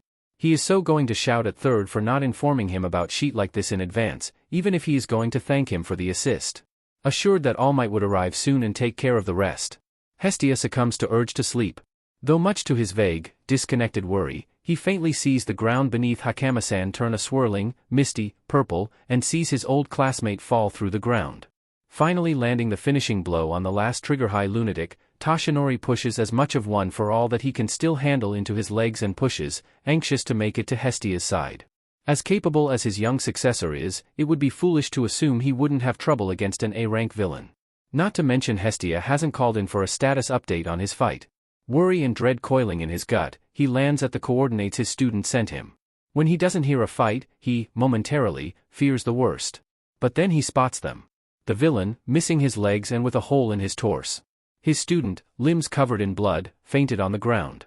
Rushing over, he shakes his student in an attempt to wake him. However, he doesn't wake up. Now truly panicking, Toshinori picks his student up and leaps towards the medical camp. This is All Might. The area is clear of hostiles. Hestia was injured facing a villain. Sending coordinates. Send in pickup and medical teams. With that done, his obligations as a hero, he refocuses on his duties as a teacher, which was to ensure the safety of his student. A duty that, so far, he's been failing. First, he got careless and let some punk get past him and attack Hestia during his first patrol. Now, he left the kid to the wolves in the middle of a disaster, and his student had to fight an A-rank villain with no backup. At his thoughts, he feels his quirk act up, coiling and writhing in anticipation and fury. Something he very much understands. Before he could continue that train of thought further, however, he arrives at the med station, drawing everyone's attention. Medic. Man down. There's an immediate surge of movement, and Hestia is taken away to the side by one of the field medics on site. Toshinori lets out a breath, and sits down, determined to stay there until his student wakes up. Unfortunately, fate isn't on his side, as his comm buzzes to life. Calling all heroes. The prior code yellow has been upgraded to a code red. I repeat, this is now a code red. Multiple bomb sites have been identified. I repeat, multiple trigger bomb explosions have been identified. This is not an isolated incident. All heroes move to one of the listed coordinates immediately. Something wrong, here. At first, he thought that the bomb was an experiment gone out of hand, or a bunch of no-good punks biting off more than they could chew. But planning and instigating multiple, simultaneous bombings across the entire country? And with a substance as volatile and hard to come by as trigger? This isn't some small timer. It's a large, sprawling organization. Likely one that's took advantage in the power vacuum in the underworld. For but a moment, Toshinori can feel One for All in its full glory, pushing against his skin, begging to be let out. With glowing blue eyes that haven't shone with that much power in over 6 years, Toshinori glares into the distance. It seems like someone is eager to take over All for One's wicked ways of terrorizing the people. Toshinori is eager to show them exactly why that's the wrong decision. Waking up, Hestia pushes himself up into a seated position, and hisses in mild pain and discomfort. Bringing his hand to his forehead, he gently rubs it. Man, does his head hurt. Looking around, he sees that he's in the med station outside the disaster site. He's suddenly, extremely thankful that his quirk stays active even if he's unconscious. Getting off the bed, he looks for his mentor, but he wasn't anywhere in sight. Weird, he thinks, judging by how bright it is, it's been a couple of hours. Pushing that issue to the side, he walks over to the medics and bows in gratitude. Thank you for taking care of me. Without giving them the chance to protest, he catapults himself above the buildings, landing a few streets away. Looking around to check that no one's here, he releases his quirk. There has really got to be a better way for this than sneak away and shift, he mutters with sigh. I really need to speak with Melissa about getting a proper costume. It's a pain not to have the needed equipment on me. With a shake of his head, he pulls out the hero-grade tactical communication device, or more commonly referred to as the TCD among heroes, that his mentor gave him, and reads through the updates and notices sent. Reading the notice for a code red, meaning some insane moron planted multiple bombs across the entire country, Izuku's eyes bulge. What the F dash? Immediately switching to the device's radio mode, he calls All Might's comms. The moment it connects, he doesn't give his mentor the time to speak. Sensei, I checked the TCD. There's a code red. How can I help? He hears a sigh. Well, that's not good. Young man, while it is good news that you weren't gravely injured, you should still rest. I believe this is above your pay grade. Izuku scowls at that. Bullshit. Being a hero means putting our lives on the line in defense of others. It's meddling where we need to, even if people don't want us to. Every single part of this job is above our pay grade, as there is no amount of money that can equal our very lives. All I care about regarding this situation is that people need help, and I can give it to them. So let me. Please, sensei. Hearing his mentor's laugh come through, Izuku untenses. Well said. In that case, this is an all-hands-on-deck kind of situation. Go to the nearest explosion site to you, and work from there. Be careful. Putting his TCD back in his pocket, Izuku activates his quirk again, transforming. He needs to be at those sites quickly. Right as he's about to catapult himself into the air, however, he hears Nana's voice in his head. Ninth. It's time. Close your eyes and imagine that you are free. Untethered and unbound from any and every concern. Even though he wanted to rush, he decided to trust her. Closing his eyes, he does as she instructed. A minute or so later, he doesn't feel much different, other than a feeling of calm and muted joy. Confused, and wondering if he looked like such a wreck that Nana decided to walk him through an impromptu meditation session, he opens his eyes. And then blinks again, but this time in confusion. He's flying. He grins. He's flying. Hell yeah. Stretching his wings behind him, he gives them a swift flap, moving up rapidly. His grin widens at that. Cracking his shoulders, he flaps his wings again, taking off towards the first bombing site, leaving behind a boom in his wake. For the next 3 hours, Izuku was a whirlwind of motion, a blur of wings and shadows against the chaos engulfing the city. Every second felt stretched and compressed, a relentless rhythm of rescues, evasions, and split-second decisions. His first stop was a devastated shopping plaza, where a trigger bomb had leveled an entire block. The air was thick with acrid smoke, and the cries of the injured pierced the chaos. Diving into the rubble, Hestia's enhanced senses guided him to a trapped family huddled beneath a collapsed storefront. Gritting his teeth, he spread his wings wide, using them as makeshift shields to protect the family from falling debris as he lifted them to safety. As he flew them to the nearest med station, a wave of dizziness washed over him. His healing factor worked overtime to stitch together countless micro-injuries, and the strain of continuous exertion gnawed at his stamina. But there was no time to rest. The TCD buzzed with a steady stream of updates. Another bombing site needed help. At his second stop, an abandoned warehouse, he encountered looters exploiting the chaos. Shadows flickered around him as he dispatched them swiftly, binding their limbs with his eclipse chains before ferrying unconscious bystanders to safety. The looters' sneers and curses echoed in his ears, but Izuku tuned them out. The injured came first. By the time he reached the third site, a residential neighborhood engulfed in flames, Hestia's body screamed for reprieve. Yet he pressed on, weaving between collapsing rooftops and choking smoke to pluck terrified children from their bedrooms. One boy, no older than 7, clung to him tightly, his tear-streaked face buried in Hestia's chest. "Don't let go," the boy whispered. "I won't," Hestia promised, his voice resolute despite the tremor of exhaustion creeping into his limbs.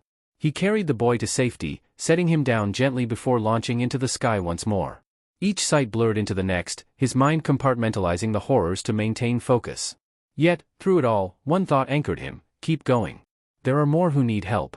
Of course, random villains and thugs took the opportunity presented by functionally every single hero being occupied to harass and attack people in the parts of the country that weren't blown up, so he had to step in there too. Thank gods for his healing factor in this form, or he would have had a few stab wounds as souvenirs. Honestly, you'd think even criminals and villains would have the decency to lay off during a national bombing crisis. Shaking the thoughts away, he focuses on his current task, dropping off the people he's carrying at the med station. Seeing it a bit ahead of him, he starts dropping altitude. His landing may not have been the smoothest, jostling the civilians a bit too much, but it thankfully wasn't enough to cause them further harm. Just panicked them a bit. Leaving the people in the competent hands of the field medics, Hestia turns around and launches back into the sky, ignorant of the swirling movement of his shadow.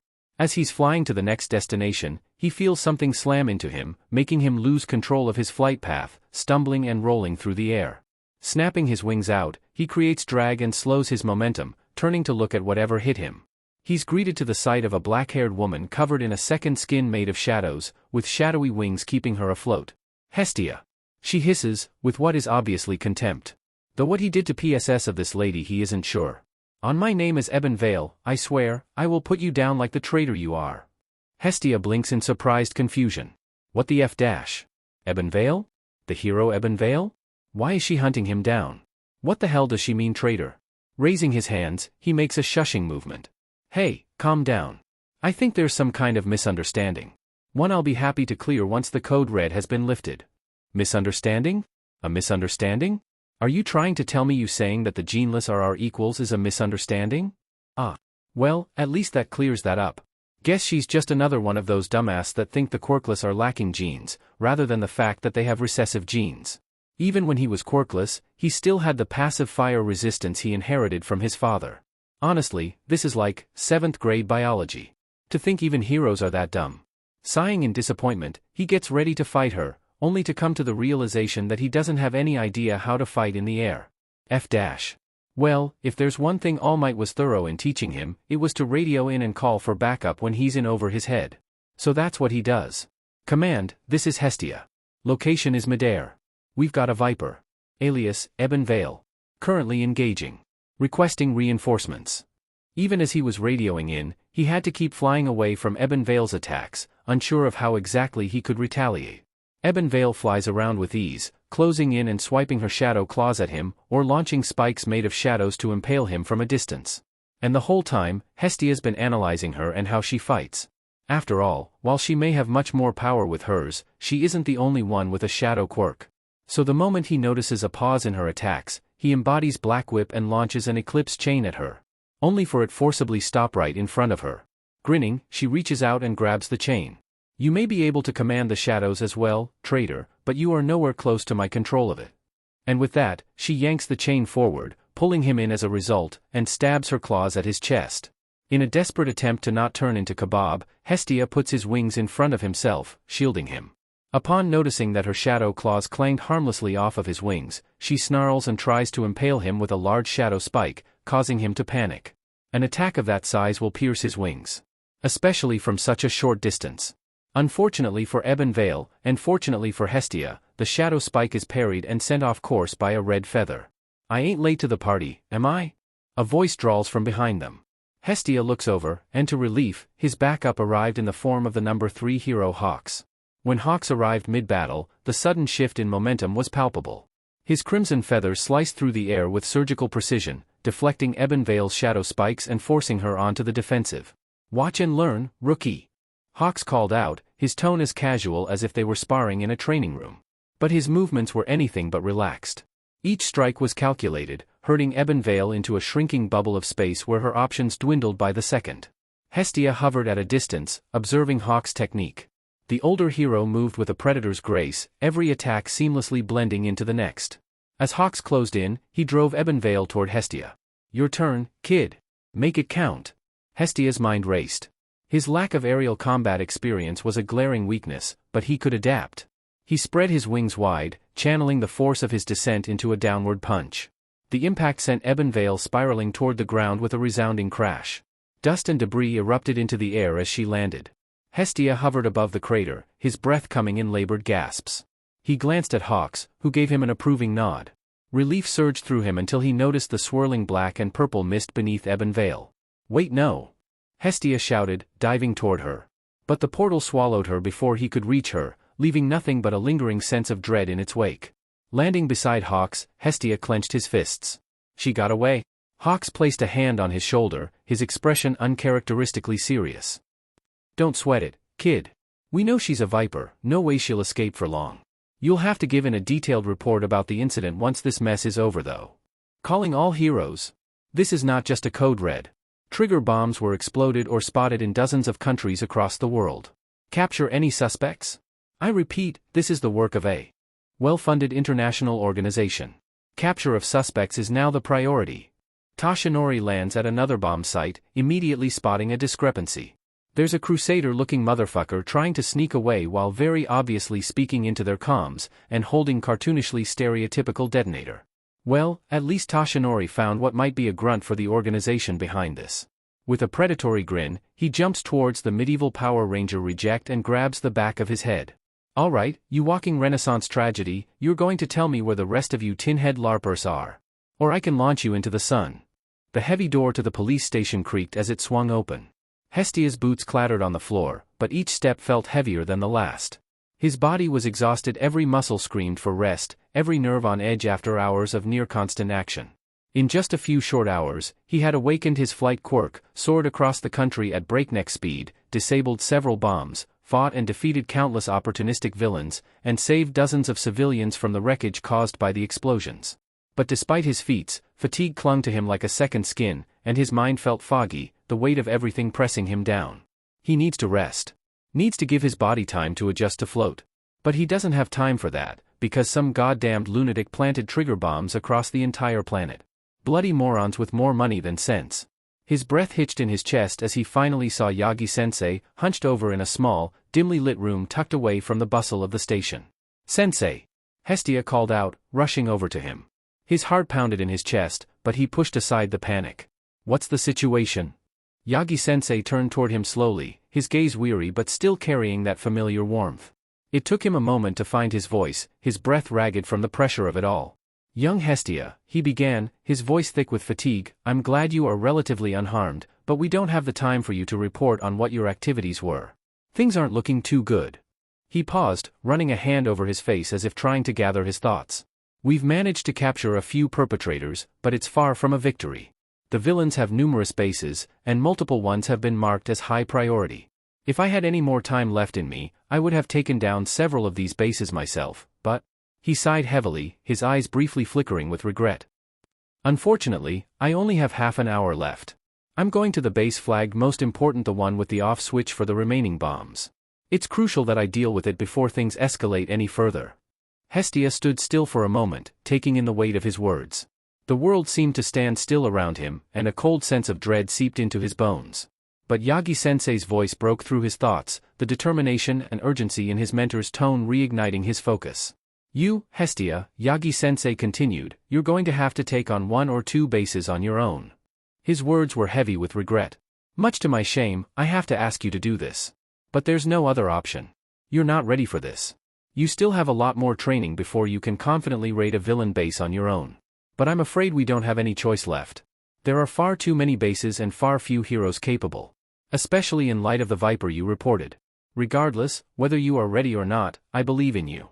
You, young Hestia, have been a hero long before I met you. Today is just the day you prove it to everyone else. Hestia swallowed hard, a mix of fear and resolve swirling in his gut. There was no time to waste. The stakes were higher than ever. He had trained for moments like this, but facing the reality of it was different from the theory. He had no choice but to step up. I understand, Hestia said, his voice steady despite the turmoil inside. I won't let you down, sensei. Yagi-sensei gave him a weak smile, his gaze full of pride and sorrow. You won't let me down.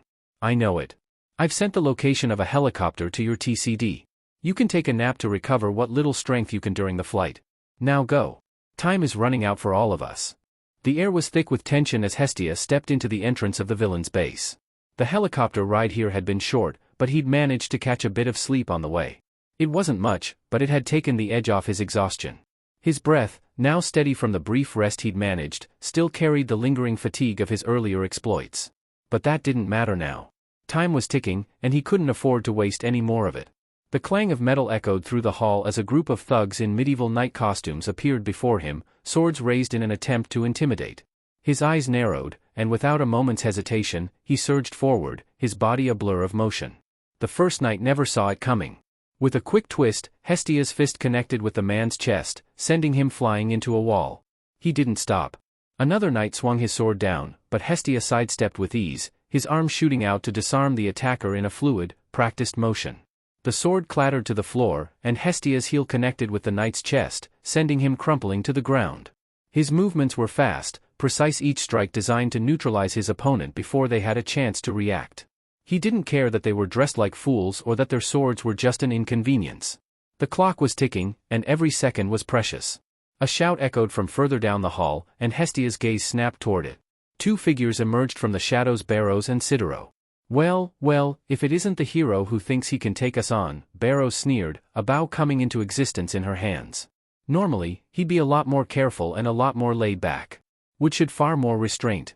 But a bunch of morons put bombs everywhere, and he's tired. If these idiots are more hurt than they otherwise should have been, he doesn't exactly care, as he has other priorities. So he charged at them, not giving them a chance to make the first move. Getting into their space, he used his wing arms to grab each of their faces, lifted them up, and smashed them together, knocking them out. More idiots in night costumes littered the halls, but Hestia didn't slow down. He tore through them with brutal efficiency, each punch, each kick, a statement of how little he cared for their theatrics. Time was his enemy, and he had no patience for the fools standing in his way. Finally, he reached the heart of the base. The air here was colder, the walls darker. And there, standing at the center of it all, was what looked like the head moron, wearing a high-tech fishbowl as a helmet. So Hestia pulls out his gun, charges it with as much of one for all as he can manage, and fires, aiming to end this fight as fast as possible. Instead of that, the energy blast stops right in front of the villain, doubles in size, and fires back at Hestia twice as fast. He struggled to catch his breath, having smashed into the wall. Walking closer to him, the villain starts speaking. We would have spared you, Hestia. You were a worthy martyr for our cause. Such a shame that you chose the wrong side at the last moment. That you chose to side with the infected at the last moment. But alas, you have. And so, you shall lose to me, Fleck Turn, and the ever-faithful Hummerize. Pushing himself to his feet, Hestia looks at Fleck Turn in disbelief. Please tell me you're not a quirkless supremacist. Shaking his head in annoyance and disbelief, Hestia reaches into his mind for the vestiges. Oi, Yoichi. You wanna help me kick this guy's butt? Sure thing, he hears Yoichi say. What's the plan? Seems the moron can reflect attacks back at us. Let's double-team him and overwhelm his quirk. He can practically hear his smirk when Yoichi responds with pleasure. A projected, blue version of Hestia appears next to him, support gear included. Yoichi, piloting the projection, swinging his version of common sense at fleck turn, shouts, "Parry this, you filthy casual." Hestia launches himself back into the fight with a grin. The first thing Izuku feels when he groggily wakes up is regret. Turns out, ignoring your fatigued body to fly around the country with a newly activated quirk, disabling bombs, rescuing civilians and fighting villains for the entire day is a bad idea. Who would have thought? With a hiss of pain, he pushes himself up and reaches for his phone. It's a habit of his to check his email, socials and news on waking up every day, and he's not breaking that habit even if it feels like he's been ran over by the all might of trucks. There was nothing unexpected in his mail, a few spam emails, and a couple emails from his online schooling.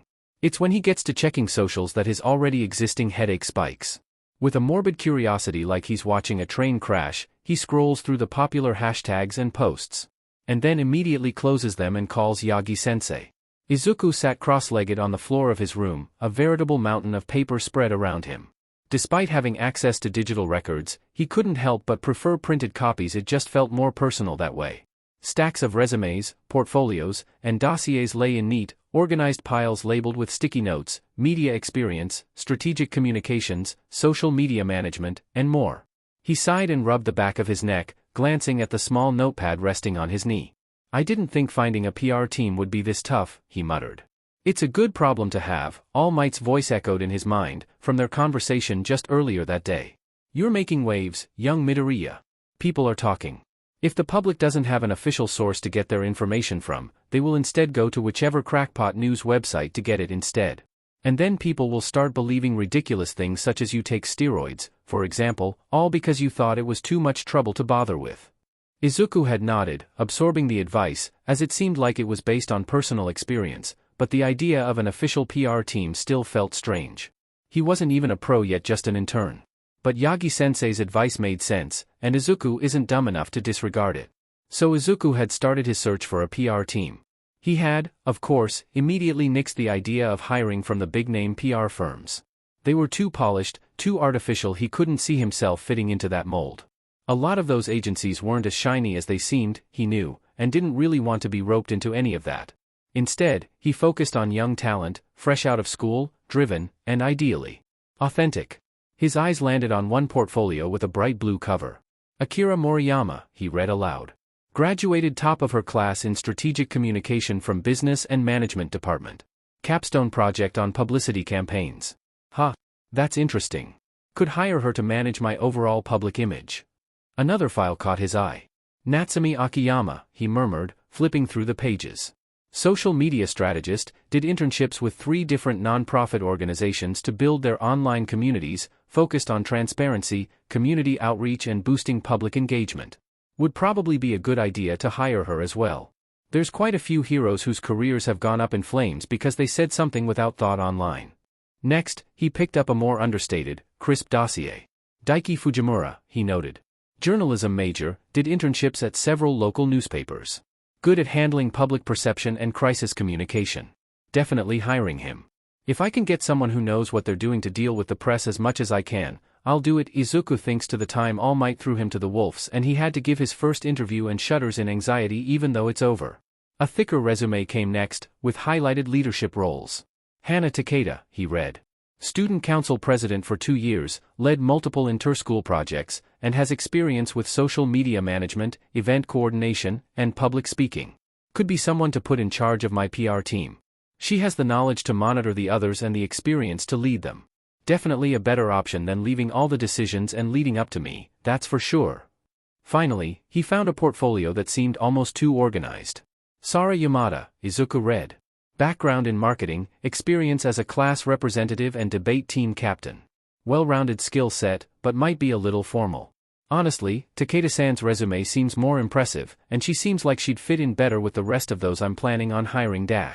He made a few notes, tapping his pen thoughtfully against his chin. Then his gaze fell on a particularly colorful resume. Riku Tanabe.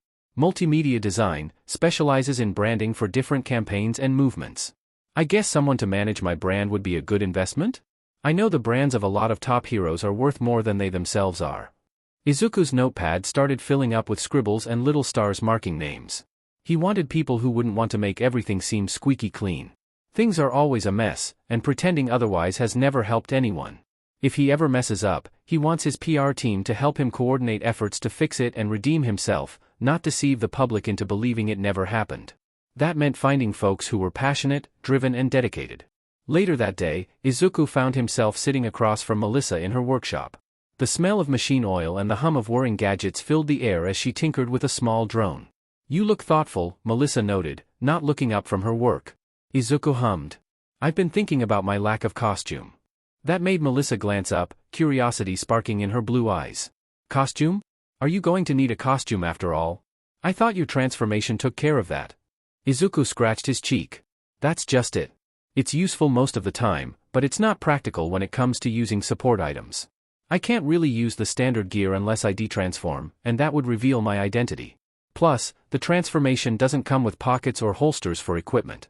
I've been having a really hard time accessing standard issue equipment when I'm in the middle of something." Melissa set the drone down and gave him her full attention. "That makes sense. Your transformation is pretty drastic, basically a whole new body. You'd need something that could adjust with you." Izuku sighed. "Yeah, but that's the problem. We've tried the whole adaptable material thing before, and it's either too unstable or not durable enough. Plus, if it stretches the wrong way or doesn't fit right, it's worse than useless." Melissa frowned, crossing her arms. "And you can't exactly carry a bag of gear around with you while transformed, either." After a few moments of thinking, Melissa raised a finger, her expression brightening. "Hey, why not just focus on your normal form, then? You could have a costume designed specifically for that, and since it doesn't need to transform, it allows for a way more practical costume design. Plus, a mask could keep your identity safe." Izuku's eyes widened as he considered it. That actually makes a lot of sense. And if I focus on fighting quirkless most of the time, I could really lean into that image of being a hero who doesn't always rely on powers. The public already knows I was aiming to be a quirkless hero before I got my quirk, so this can just be an extension of that. A sort of, put your money where your mouth is, kind of thing. And as I'll then be a very visible hero who fights quirkless, it would give them someone to at and feel hope for their own dreams. Melissa smiled warmly. "That's a really good point. You'd be setting an example for a lot of people." Izuku nodded. "And if things get too intense, I can always transform as a last resort. Plus, transforming back wouldn't be a problem, since I'd just return to my normal costume." Melissa tapped her chin. "All right then. We'll need a costume that fits your untransformed self, has space for your gear, and conceals your identity. I'm thinking something that emphasizes mobility, since you'll be relying more on your natural abilities and the support items." Izuku couldn't help but grin. "Yeah, that sounds perfect. And for the third item? Maybe something defensive? Or something that gives me more utility in a fight?" Melissa's eyes sparkled with excitement. "Okay, so if we're designing a costume for your untransformed self, we need to think about a few things. Mobility, gear storage, and identity concealment. Any ideas on what you'd like it to look like?" Izuku leaned forward, enthusiasm building. "Well, if I'm going to fight quirkless most of the time, I'll need something practical but not too bulky. Maybe a lightweight suit, something with reinforced areas for protection, but flexible enough to move freely." Melissa nodded, scribbling down notes on a tablet. "Good call. Are you looking for a full-body suit? And what about the aesthetic? Are we leaning towards an invincible pillar, or professional, or casual, or what?" Izuku hums, contemplating. After a minute, he responds. "Let's go with something a bit more casual and down-to-earth in appearance. A large reason for this is to act as an example and symbol for the quirkless, right? So having a costume that seems too professional or high-tech seems counterintuitive. Maybe a jacket or something? That's casual, right?" Melissa nods, taking notes as she does. "Yep, that would be casual.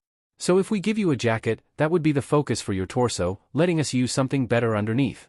A loose-weaved linen shirt with a couple Dyneema layers and a nano-ceramic coating would be best.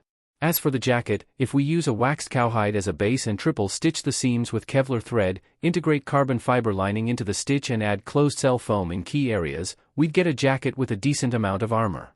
Would just need to line the back of it with thermoplastic material to protect the spine and gel padding to increase comfort, and we'll be mostly done." Finishing her notes, Melissa draws out a quick sketch and shows it to Izuku. What do you think of this? Also, any color preferences? Maybe blue? Izuku asks. I'd say green, but we don't want to give as few clues as to my identity as possible. Alright, Melissa says with a nod. What about the mask? It has to be secure, but breathable. Maybe a half mask or something modular so you can adjust it on the go. Izuku's eyes lit up. What if it has a voice modulator too? That way, even if the mask gets damaged, my voice won't give me away. Plus, it could help intimidate villains a little. Melissa grinned. That's actually a great idea. We could also integrate a comms device so you can coordinate with allies without worrying about someone recognizing your voice. Maybe even some kind of heads-up display. Izuku nodded rapidly, clearly invested. That would be amazing. Oh, and for storage maybe a belt with modular pouches that can hold different support items. I was thinking about carrying some smoke pellets or flash grenades for disorienting enemies without having to get too close. Melissa chuckled. Smart. Since you'll be fighting without your quirk most of the time, those gadgets could give you the edge you need. I could add magnetic clips for easy access so you're not fumbling around in the heat of battle. Yeah. And since I'll already have the energy gun and bat, maybe the third item should be more defensive, Izuku suggested, his brow furrowing as he thought. What if it's a retractable shield? Something small, like a buckler that can expand when needed. Melissa raised an eyebrow. Interesting. But not the smartest idea for support gear. A retractable shield like that is hard to design if we want it to be durable, but the main issue would be that shields are proper weapons. You'd need a lot of training to not hurt yourself trying to use it. But you're right in that a defensive support gear makes sense. Give me some time, I'll figure something out. Izuku gave her a determined smile. Thanks, Melissa. I really appreciate all of your help.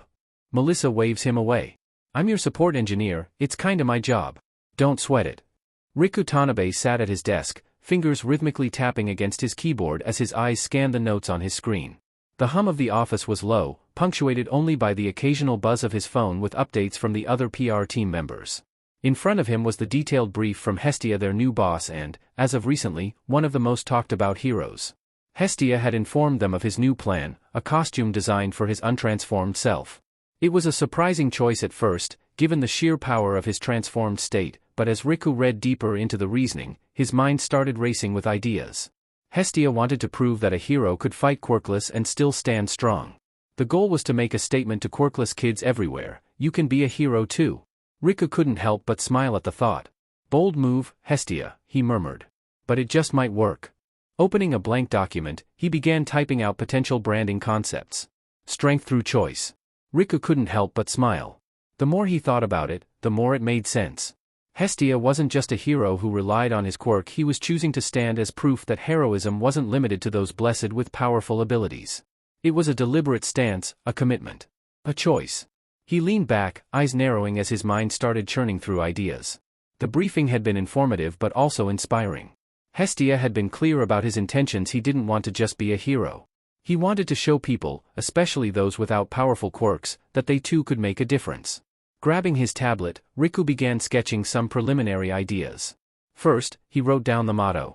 Quirks are a tool for heroes to use, but not the only tools at our disposal. Alright, he muttered. We need to make this feel empowering without coming off as preachy.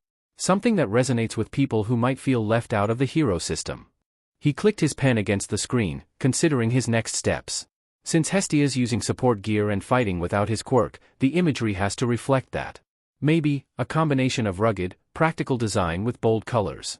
Make it clear that he's prepared, focused, and willing to work for his victories. His mind moved to social media. We'll need hashtag campaigns, something that emphasizes choice, effort, and courage. Hashtag strength through choice works as a rallying cry, but we'll need some secondary ones, too. Maybe hashtag hero in all of us or hashtag beyond quirks. Switching to his laptop, he started drafting a few campaign ideas. One involved a video series, short clips showing Hestia training without his quirk, focusing on combat techniques, strategy, and creative use of support gear. The visual contrast will be key, Riku said, his enthusiasm building. Hestia's transformed state versus his quirkless state show that both are equally heroic. Emphasize how the choice to rely on strategy and skill is just as valid as relying on power. He typed out another note, show versatility. Showcase adaptability. As he worked, his thoughts kept returning to the core of Hestia's message. Most heroes were defined by their powers, but Hestia wanted to push back against that narrative. He wanted to be a symbol not just of strength but of effort. That could resonate with people who felt overlooked, the kids who struggled with weak quirks or no quirks at all. Riku's hand stilled on the keyboard, and he glanced at the whiteboard once more. Strength through choice? It's about taking what you have and making it matter. He nodded firmly, committing to the concept. The brand needed to focus on authenticity. Hestia wasn't flashy or arrogant. He was pragmatic, resourceful, and unafraid to confront his own limitations. That needed to be the heart of every campaign. As he sketched out a few visual concepts on his tablet, Riku couldn't help but grin. This is gonna work.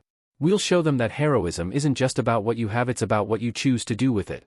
Yanemura Kazuki was a simple man who desired a simple life. Despite having a strong quirk, he chose to join the police force rather than pursue a career as a hero. The stability and routine of being an officer suited him, and he took comfort in the predictable rhythms of his work.